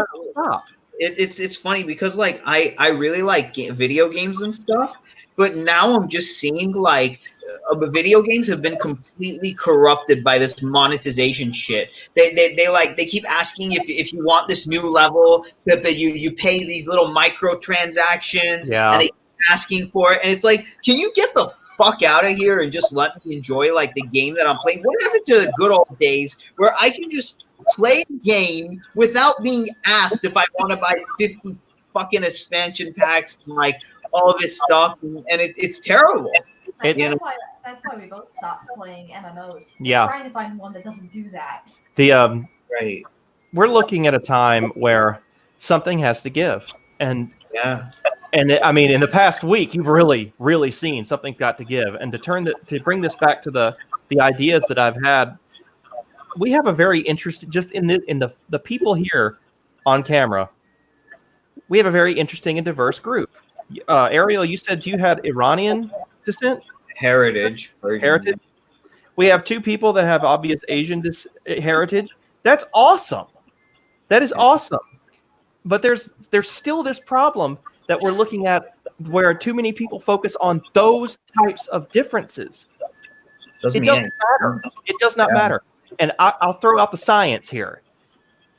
Genetically, we're the same species. Those tiny little differences are so minuscule that they don't matter genetically. So why do we make such a difference, such a big deal out of that difference? Why do we still have the systemic racism that we do that's caused the dumpster fire, literally, that we're watching right now? This kind of crap shouldn't exist anymore. We should be better than this. I don't know. It's like some of them like mean well, but the boomer generation has a lot of like stuff that they're holding on to that just has to go. The It's millennial, I know that I'm not better than this because I honestly get around in the world by finding other Asian people and asking them for things. oh For example, when I came back from Taiwan and I had to get a place to live, I couldn't go to a regular place and apply for an apartment because they wanted a credit report. I didn't have a credit report anymore. After a year away from the country, for some reason, I no longer had any credit. You're the second person I've heard that has had that same issue. Yeah, and then I couldn't, I didn't have a job. I just got back. I needed a place to live for not only for me and the baby, but I had 2 students who were my job for the summer. 2 students were coming with me from Taiwan for the summer. So I was like, I need a place right now, and I'm not getting one anywhere because I can't do that credit report. I can't do the job. I can't explain what income I have. What you're explaining there, though, is not that you're not better. You were going to a community that unfortunately has been, treated worse. But imagine if I hadn't had that community. So I went straight to the newspaper, found a Taiwanese lady, took one look at my text to her when I texted a picture of me and my baby. She understood the situation completely immediately and gave me a chance. Now, I don't know who else has a newspaper that has people that would be, predisposed to like them, probably, other ethnic groups. yeah. But the average American may not be able to do that. No, it's good that there's a community that exists like that, but the reason that a community has to exist like that is not okay. That kind of camaraderie comes from oppression. When you have to tie together to be able to make it, and we should be beyond that.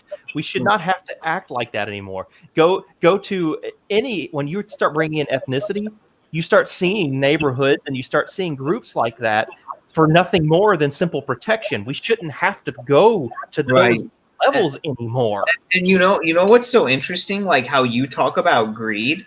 Like in Persian culture, there's a thing where like you offer someone something and they say no, and then you have to offer it again and they take it. It's really funny, but it's just like and then all the time when it came to the end of the dinner, like it would be they would fight over who pays the bill. Like in Persian culture, like I'm gonna pay it, but no, like who's the guest? Like it's an honor to like have guests and shit like that. So that's old world hospitality, that host-guest relationship. Right, exactly. So I was I went to London and I met like my fellow Americans who like lived in the state, and we were in this tower and we had so much fun together. They were all women, and they said they were inviting me to come if I wanted to come have dinner with them. And then at the dinner, they talked about how much money they had, how much money their husbands had, and like all this shit. And then they ordered like 200 pounds worth of food. And then when the bill came, they made me pay for my own thing. Yeah, that's the worst kind of. I know. I was like amazed. And all of that is so tied up. All these things that we've discussed between race and greed and money, it's all tied up in the human condition. And that's why it's so hard for me to get it all out there, because you've got to unravel that knot and show how it affects lives. And that's, as I've spent an entire lifetime trying to figure out how to even start that fight, what I've come around to is human rights. We've got to have a foundation that the world over is set as a standard for human life. Mm-hmm. We are now looking at for the first time in human history, we have an entire world that seems to be on the same page. Right. We could set down rules right now. I know the United Nations has a human rights declaration. It's a good start, but the United Nations has no real power or influence. They're not a ruling body, and they don't have the best reputation to begin with. But they have that human rights declaration, and that list, when you take it out of the context of the United Nations, is a good one. Right. If you were to put that in the hands of people who are actually trying to make a difference, that's a great start. Yeah, that's a great start. And it comes from our conditioning. Like in school, where we're told like not to like have these people like look at our work and like this is your grade. What's that telling you? Like you're a lone wolf out here and all of your classmates are your competition to like get that grade. And you know the stupid thing is they say like in homeschool it's like no don't homeschool your kids because like they're not going to learn how to socialize. But it's like, what are we told in school? Don't socialize. This is a time for work, no socialization. We've got to get around that. And you mentioned competition. That's a great word, competition. It's artificial. We create this competition among people, and it creates division. People don't even know their neighbors anymore. Their next door neighbors because we live in fear of who might be next to us, or somebody's going to get what I have, or somebody's going to get the opportunity that we got to stop. It's by design too. It is by design, right? It's by design. If you look at most people's houses, hi guys, most people's houses they have the internal. I'm gonna have to hop off soon. It's nice to see you for a minute, Rad. Is that how we should call you, Rad? Great to see you, Faye. Yeah, that's Rad. That's my name is Rad. Yeah, thanks.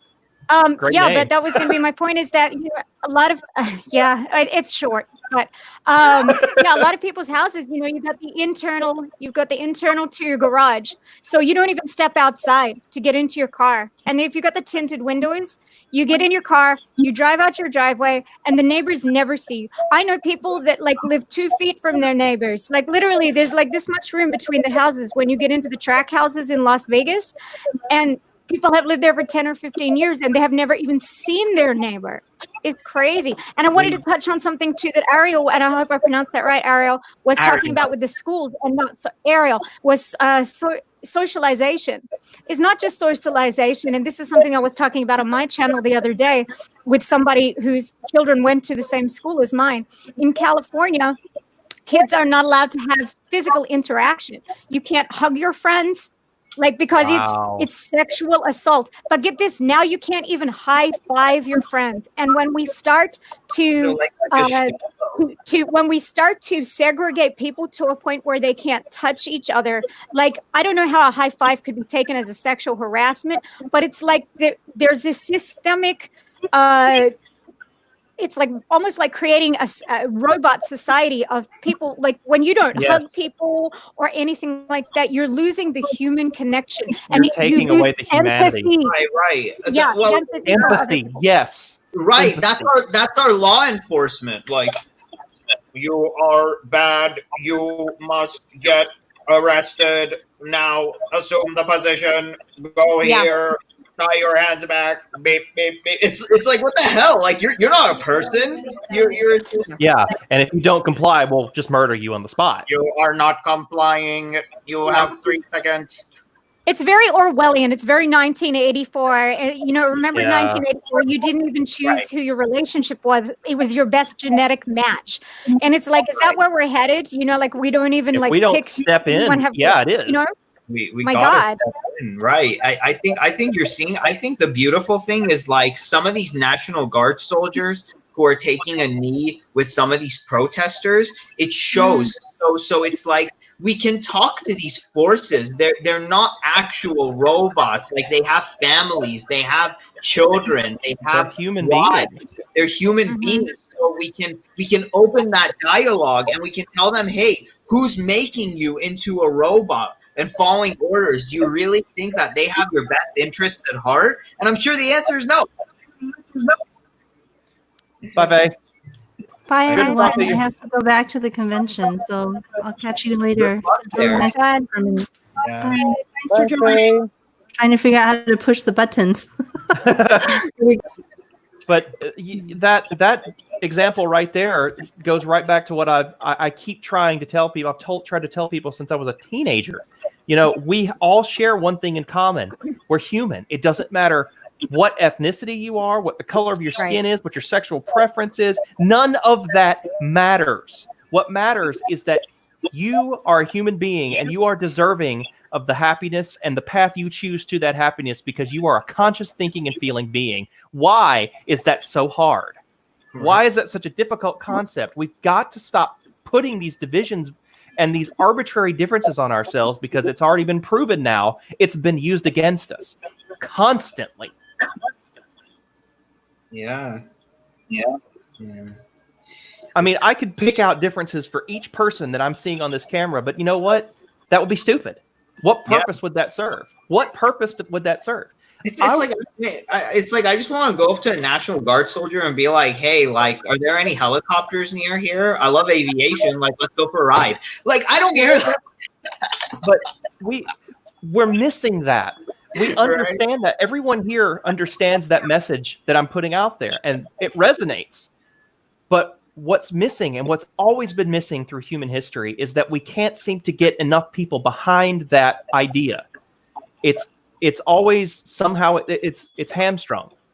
Yeah. We are living in a time now to where, one, if we don't do something soon, we are going to end up in that robot society. We are going to end up in that individual prison that you see in 1984. Man, Rad, I'm glad you brought that up. That's a very viable, very realistic, frightening example of what we might be headed toward. We've got to put a movement together where we worry about human well-being and human life. But I think that's what these protests are.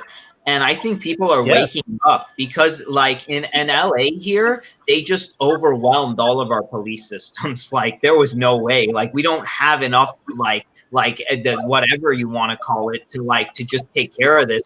And they forced that Zoom meeting between, like, the police commissioners and stuff like that. And it was like an 8-hour roasting of how livid the people were at the police force, all caught on video. But you could take that. That's a start. But you've got to ride that to higher heights. We've got to take that to a point to where, it may sound stupid, but something like a council of humanity, where we are representing ourselves, where we are setting down rules that have never existed before for human life, saying we're done playing these games for people who think they're better because they steal and loot and plunder from everyone and use this for labor.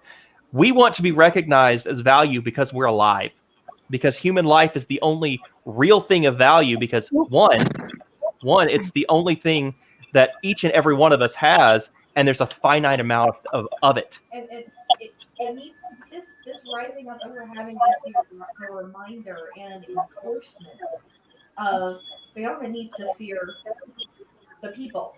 It shouldn't be the other way around. I know we mentioned this earlier. The government works for us. When they have stopped serving us, they need to be overturned, and a new one needs to be established. That's Constitution. It says I think you were about to say the same thing I was. In the Constitution, it says that it's not just our right; it's our duty to do so if it gets to that point. That's what real is. Right. So how can like that? That's the thing. Like, Trump is like pro Second Amendment, but pro sending the military into like. There's like they don't even get that. We have got it's pro Second Amendment and anti First Amendment. It's like they're picking and choosing which parts of the Constitution they want to uphold. Right. Yeah. Oh God. So we've got going back with Ariel's rant about the theocratic. We have got to, one, as a species, stand up and say, okay, we are now putting a value on ourselves. This is what we are saying we are worth because we're alive and we want to experience life. And we don't need to be ashamed of the things we ask for or the things we demand. For example, I'm one of these people that, to a lot of others, I sound crazy.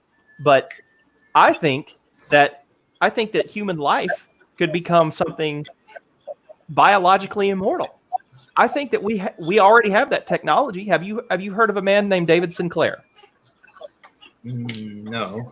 He is a professor of genetics at Harvard. This gentleman has pretty much already cracked the code for aging. He has almost completely figured out how to reverse it. The tests that he's done on mice and rats and other creatures, he's got a human study going, and his own father volunteered to be kind of like a house guinea pig. The dude's over 80 years old and is now starting a second career. He became the oldest man to hike some of the European mountains. He's in better shape than he was at age 40. That's awesome. This guy has figured out at the most basic genetic levels how to reverse aging. We have reached a point where we could have non-aging biological immortality. This isn't just something for fantasy and sci-fi anymore. It's there. Can you imagine what our society would look like? And the horrible thing is, and this is honestly the truth, if we achieved that level, suddenly I think people would have more value on life. I think people would value their lives more if they didn't have an end to it. Instead of, you would think intuitively, since there's a finite amount of life now, we don't seem to value it much. Okay. James has this question for us. So they charged all 4 of those cops today and increased the charges to second degree. Do you believe these protests are going to stop now? I do not. I don't think they will either. Nope. It's not just about him. It's about like everything. It just bubbled to it was just a spark. And Trump took the fucking lid off the can of worms by, bringing in this quasi martial law. And now it's not even about. This is a whole set of issues in itself for people to protest over. Yeah. They set the curfew 20 minutes after curfew. DC filled up with people. It's become its own protest in itself just because of him taking that action. And so I think it's just kind of snowballing. And like I was just saying on Twitter at like 5 o'clock this morning, I was like, this is starting to remind me of India right before independence when they could not stop the riot between the Muslims and the Hindus. They ended up just breaking off a whole part of the country and going, let's make this Pakistan. You guys go there. Like, I'm seriously at the point of, can we just like give a state or two to the white supremacists and go, you guys all go there, because the rest of us just want to live in peace over here. I mean, seriously, that's where I think it's headed. What were you saying, love? And not just, George Floyd, there are now, so far, from what I've counted, 5 deaths all around just happening in protests due to overreaction. Those deaths are going to raise those protests even further. Unfortunately, this is going to get a lot worse. These protests are going to start expanding up to a point that the government is already terrified of. That's why they're threatening the military. Right. Wait, I want to know, Rad, I'm detecting like an English accent, but also another one. No, man, I'm Australian. Oh, you're Australian. Oh, okay. Yeah. That's awesome. Nice. I mean, I live in the U.S., but I've come by way of many, many other countries for 25 years. I lived in a dozen countries. Oh, awesome! Wow. That reminds me, like a bunch of like Australian journalists were like assaulted when they were in DC. Australia's looking at us and they're like, "What the hell?" Yeah, it's funny. Like Australia's pointing the finger, but don't even get me started on like our levels of incarcerations for blacks in Australia is like 10 times what it is for blacks here. It's atrocious. They make up 50% of the prison population at any one time. 90% of them have been incarcerated at one point. That's even juveniles. Yeah, it's. Oh my God! Mind you, we only have 800,000 Aboriginals left because they killed them all. Yeah, mostly. I know a little bit about that history, and it's atrocious. Yeah, I didn't see a black person till I was 17 years old because I come from an island, and on the island they were all killed by 1875. They were all killed. See, this is what has to stop. That is exactly the kind of crap that I'm trying desperately to get people to focus on. No, these protests aren't going to stop now because, like Rad said, that he's opened up this can of worms, and now it's laid bare for everyone to see. The reactions to the coronavirus, the way our government didn't do anything, straight up said, "Oh, it's great to commit genocide for the good of our economy." Really? You just straight up said that on national television. Yeah. No wonder people are pissed off. You just told us that the money is more valuable than anyone's life. Point blank. Just point blank. Then you have this that's happened with the riots after such a terrible racially charged murder. Mikey, you okay? Oh, there's a bag. He's driving, I think. Yeah. Okay, I see what's going on. Yeah, that could be a fright. Yeah, there's his hat. Okay. I thought that was one. It's a grocery bag. Yeah. Jester, what's going on? I've got had a heart attack. My But- southern's cutting out. The protests aren't going to stop because it's so much bigger. People are realizing that there is a much bigger problem, a much bigger set of problems. But what worries me is that we're not going to take advantage of it and put that energy forward where it needs to go. We have a chance now to stand up and say, enough is a freaking enough. We are tired of living this way. Here are our list of demands.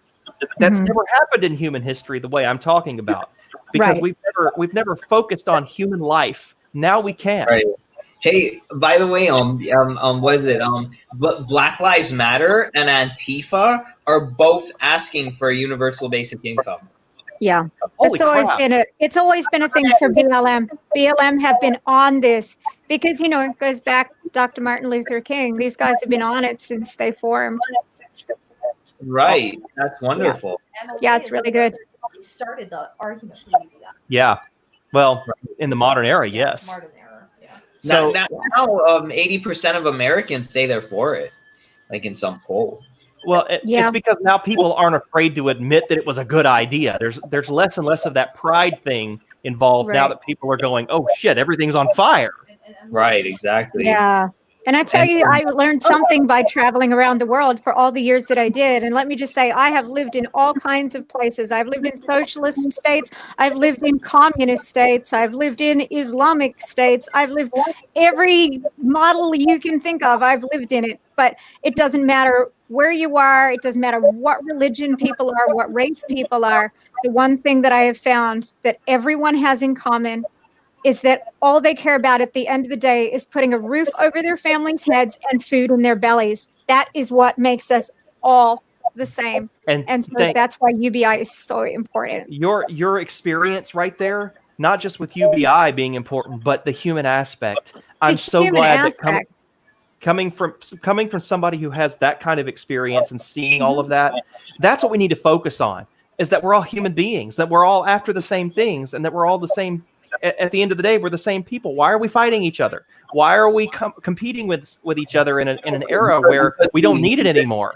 We listen to jackasses who rile us up for no good reason. I mean, that's all I can think of. It's like some people are deprived, and then somebody wants to blame that deprivation on somebody else. Maybe that person is usually a leader. People get envious. People get angry. Some asswipe says they're the reason why you're deprived or why you're miserable. And if you got rid of them, you'd be happy, which is a complete lie. And some people fall for it. It's unfortunate. Yeah. It's happened over and over through human history. And there's this whole race war that's being reignited. But I mean, that's the thing about a race war. It's absolutely the easiest thing in the world to get people divided by the color of skin, because you don't have to know anything about a person. You don't need to know their politics. You don't need to know where their loyalties lie, anything like that. You just instantly look at somebody and just by their color make an assumption. And I want to point that out. Make an assumption, because I have seen so many times on social media this week. It happened last night a couple of times. People getting called, oh, you're flexing your white privilege. They were saying it to people who were Mexican. My daughter woke up at 1 o'clock this morning screaming from a nightmare. She's just turned 13 years old.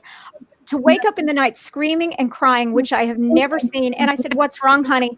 And she's like, I had this dream. We're in a hospital and people came in and they were trying to kill us because they thought we were white. My daughter, through some weird genetic freaking mutation, is white skinned with freckles and red hair. And you know what she is?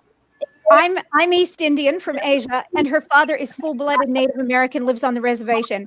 I don't know how it happened that both my kids have red hair and freckled skin, like porcelain white, but people look at them and then they assume they're white. My daughter has lived as a minority on reservation and in India That all her blows life. my mind. She has no sense of what white privilege is at all because The genetics behind that blow my people mind.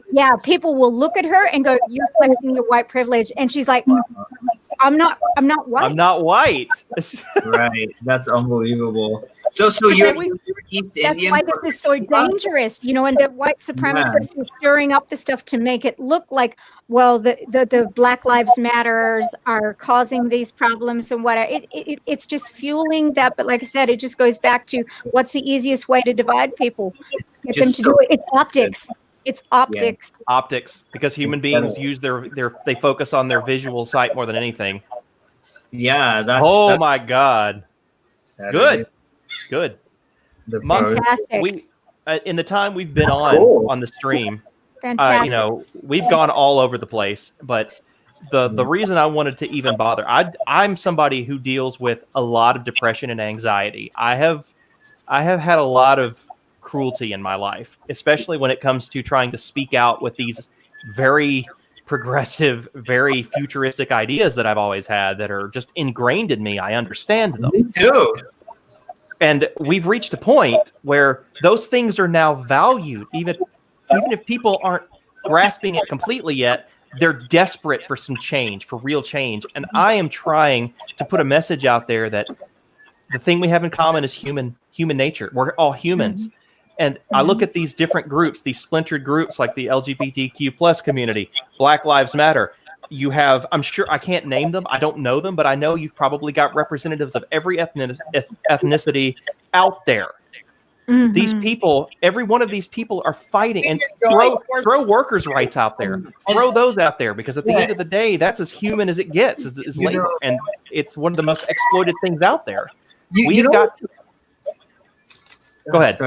No. I was just saying, like, it's so amazing that we have the power as human beings to communicate with each other. And, there are different languages and stuff like that. But it's like, why do we not use that? Instead of like... We're conditioned to believe we don't have that power. Yeah, it's so crazy. It's like we can all see eye to eye like this and talk and like the reason why like we have the First Amendment, they said, is so we don't have to use the Second. Right. It's like let's use our reasoning and our logic and our dialogue and our discourse so we don't end up like hurting each other. And our police can't do that. Well, we have a fantastic opportunity right now. We have all of this anger, all of this frustration, all of this fervor for real change that is very justified, and it's not just racially charged. It's so much more that has built upon itself over generations. We now we have got to take that, and we've got to move it forward in a positive, focused direction where we can really make the most of it. Right now, the world is run by psychopaths, and they're the ones who are the best at keeping us separate and at each other's throats. They're the ones who make us afraid of one another. They are now terrified of us, and it's very obvious. It's very obvious. And they have lost the military because the Pentagon told them, no, we're not bringing them in. And they have this bill that's going through that will hopefully remove military equipment from the police. There goes their paramilitary. We have never had a better opportunity to come together and do something truly huge for our species. We can end this madness. We have what we need right here in front of us in the wake of something so awful. We just have to come together and bring each other together under that we are human mantle. This could have been anyone. The only reason that we have this idea of white privilege is because of the way history's played out. It could have played out differently, but the point is, there would have still been oppression. We can stop that now. Right. And they've lost our hearts and minds. We just now have to find a way to get everyone together. And that is what I am trying to put out there, that this idea of that you've already got these groups that have a lot of influence, but they're fighting for what I'm calling a single box on a human rights checklist. Right. If we can get all of these groups together and see you're fighting for this same checklist, put all of your strength behind the checklist, and you'll have what you're fighting for and everything else, and everyone in this world will be better for it. And don't be ashamed to demand what you deserve as a human being, as a conscious thinking, feeling being. We undervalue ourselves because we're told that we shouldn't ask for too much. We've got to stop that too. I'm sorry. My life is worth more than a minimum wage job. My life is worth more than giving my time and labor to a company for the best years of my life and then being tossed aside when I'm no longer useful. Like an expired sack of meat. Like, fuck you. We can do better. Right. We can do better than that. Well, like the good news is there's this guy. I don't know if you all heard of him, Mike Breuer. You all know who he is? Oh yeah. Okay, you I've know heard the name. Okay. Then Rhea and Devin, please. Mike Breuer is running against Mitch McConnell. He's already got my vote. Okay. But Amy McGrath sucks. So that's there. So Mike Breuer, endorsed by Andrew Yang, former teacher, farmer, and what was the third thing he was? Marine. Teacher, farmer, Marine, and he's running on UBI with Andrew Yang's endorsement. I hope he demolishes that rotten, decrepit sack of crap and gets in there. What's so bad for me is that there's a little bit of a personal issue with Mitch McConnell because both of my parents are from Louisville, Kentucky, where that reporter got shot. I've stood where that reporter stood when she got shot. And McConnell being a representative of Kentucky, it makes it that much worse. My dad's family, we're not going there. But my mom, there's definitely a personal aspect there. And when you have McConnell blocking all of these things for progress, he's put a target on his head. What I want to do is try to build something on the ground level. Yeah, it's great to do it in the government, but Yang told us it doesn't go through quickly. The government always they move at a snail's pace. Real change, real lasting change that actually gets somewhere has to happen on the ground. I've actually sent a message to Scott Stanton's to see if he would be interested in backing a human rights movement. Anybody that I can get hold of, anybody that'll listen. I just want to bring people together as human beings and tell you you're valuable because you're human and you should fight for that alone. You're worth more than this crap. Yeah, that's for sure. So that's so rad.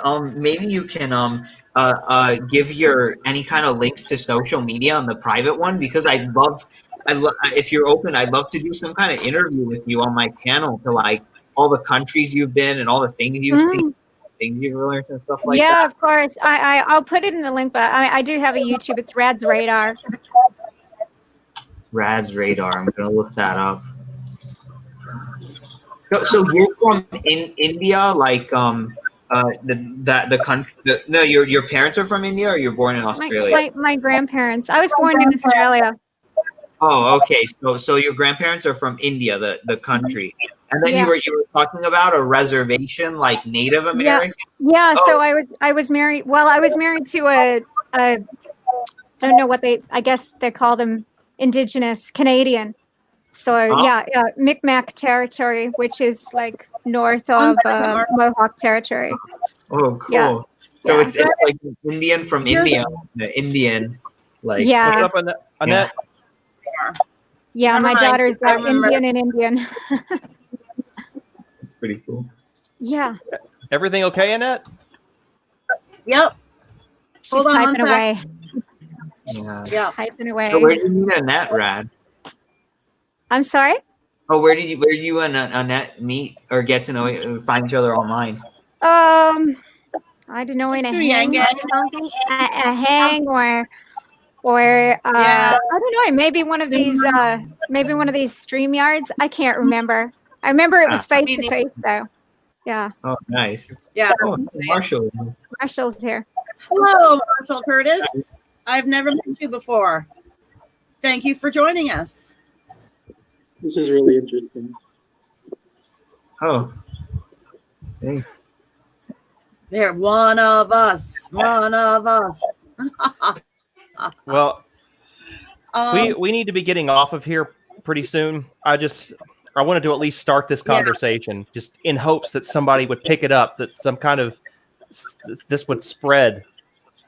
It's just something that I've always felt needed to happen, but now's the time for people to actually latch on to it. Yeah, we're Okay. definitely.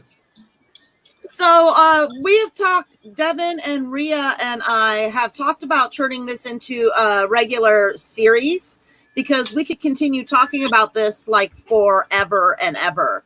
So yeah, there's so many layers to it. And see, like maybe we can make it like, I'm just throwing something out, like Wednesday nights at 7 p.m. or something like that, and we can let people come in and jump in with us and jump back out and whatnot. I like that.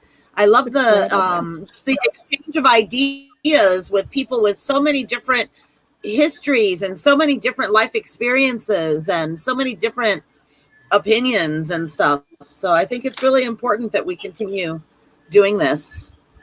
Well, we can shoot for it, given that things they're never predictable anymore, but we can shoot for it. Right. Sure. All you can do is try. All you can do is try. All right. Well, we need to get going, but we will try to be back. We can do it. We can try for it next week, and I would love to keep this conversation going. I want people to realize that the differences that we put on ourselves are minuscule. They don't really matter. Not in the grand scheme of things. Arbitrary. They're arbitrary. Yeah. All right. Well, I bid you adieu, and then I want to give Marshall a chance to say his piece before I close it out, since he just joined us. Yeah. And All right. see if he has anything he'd like to contribute. So I will talk to you guys later. All right. Bye, guys. Bye. All right. It's been great. Talk to you. Peace. Oh, yeah. Sorry. Marshall saying anything? I can see his lips Okay. moving, but I can't hear any sound. Right. I know. I can hear you, Marshall.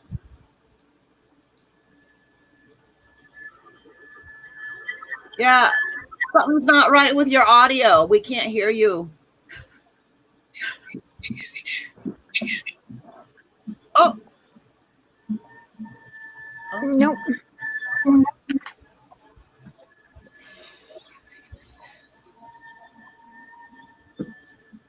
Nothing.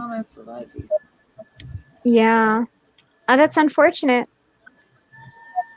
And his mic is on. You can see his mic is on. Yeah. Maybe you can type it. Yeah, if you type, you can type it in the comments and I can put it up on the screen. He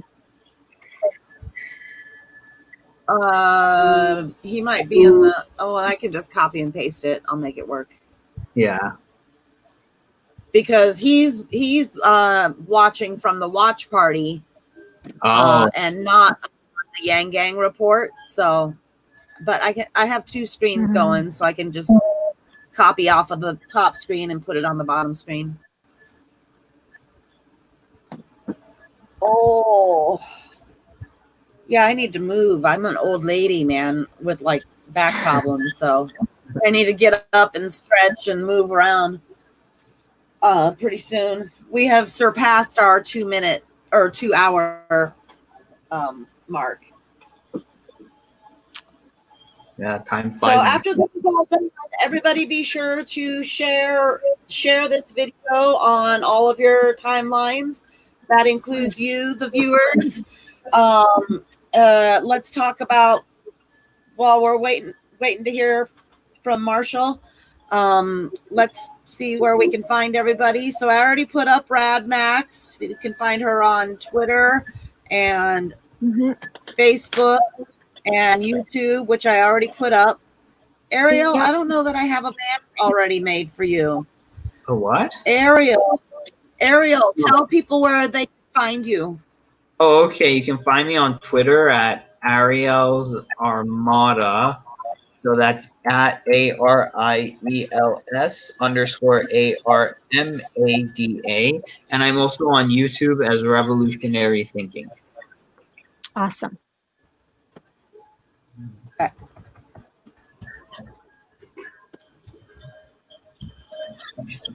Okay.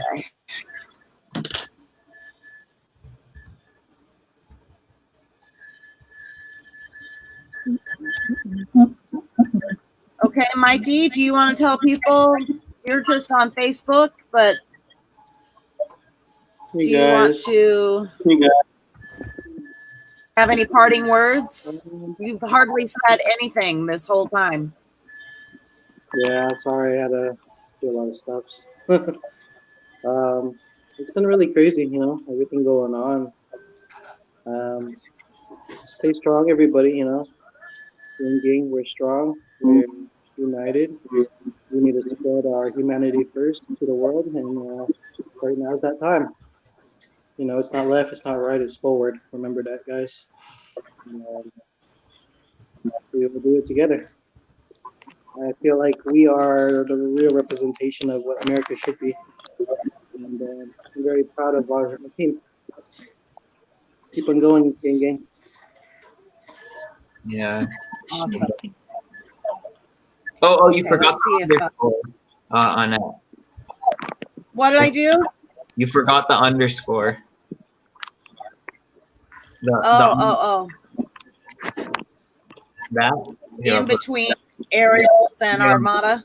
Yeah. Hold on. Edit. Oh, nice. Oh, and if you want to find me and just Mikey the Jester, Tranchy, I'm just on Facebook mainly. I'm one of the main sharers on YGRL. You can get report live, so you can find me there. Yeah, there, that's better.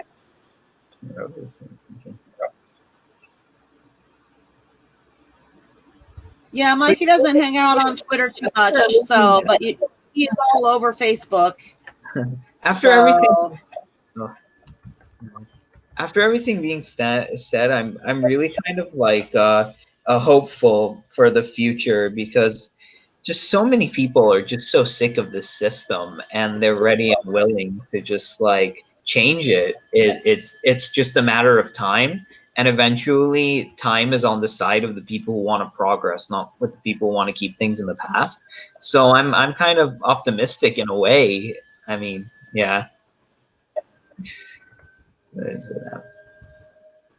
Yeah. Just remember, you're not alone, brother.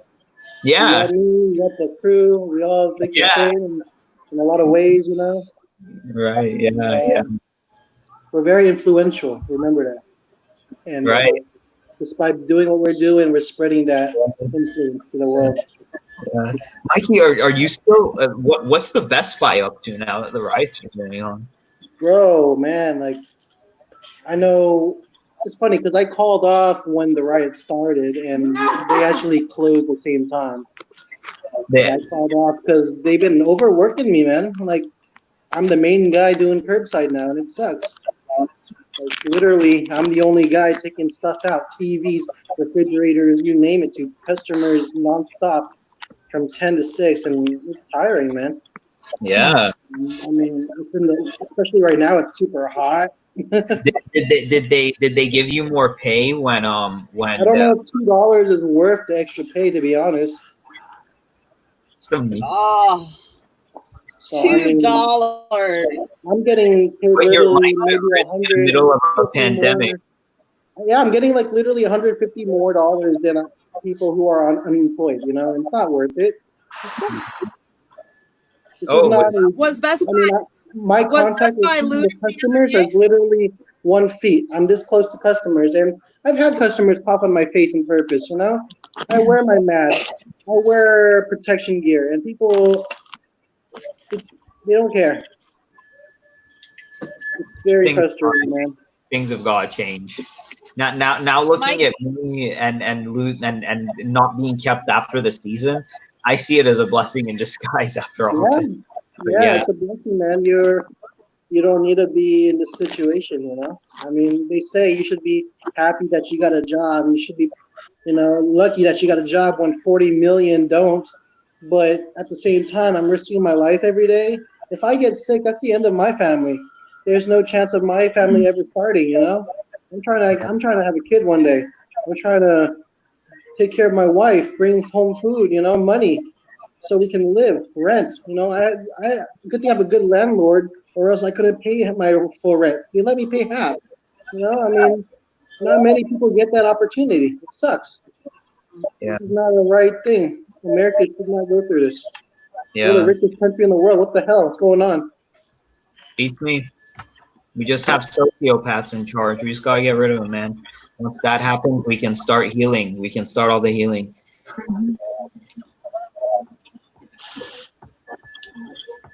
All right, guys. Well, I think I'm going to shut her down. We're at 2 hours and 15 minutes. So thank you, everybody that joined us. Thank you, everybody that watched us. Thank you for all of your comments and questions. And be sure to subscribe to all of us on the YouTube channels and follow us on Facebook at the Yang Gang Report. And that's it. Humanity first. Yang Gang love. And we'll see you next time. All right. Bye, you guys. Bye.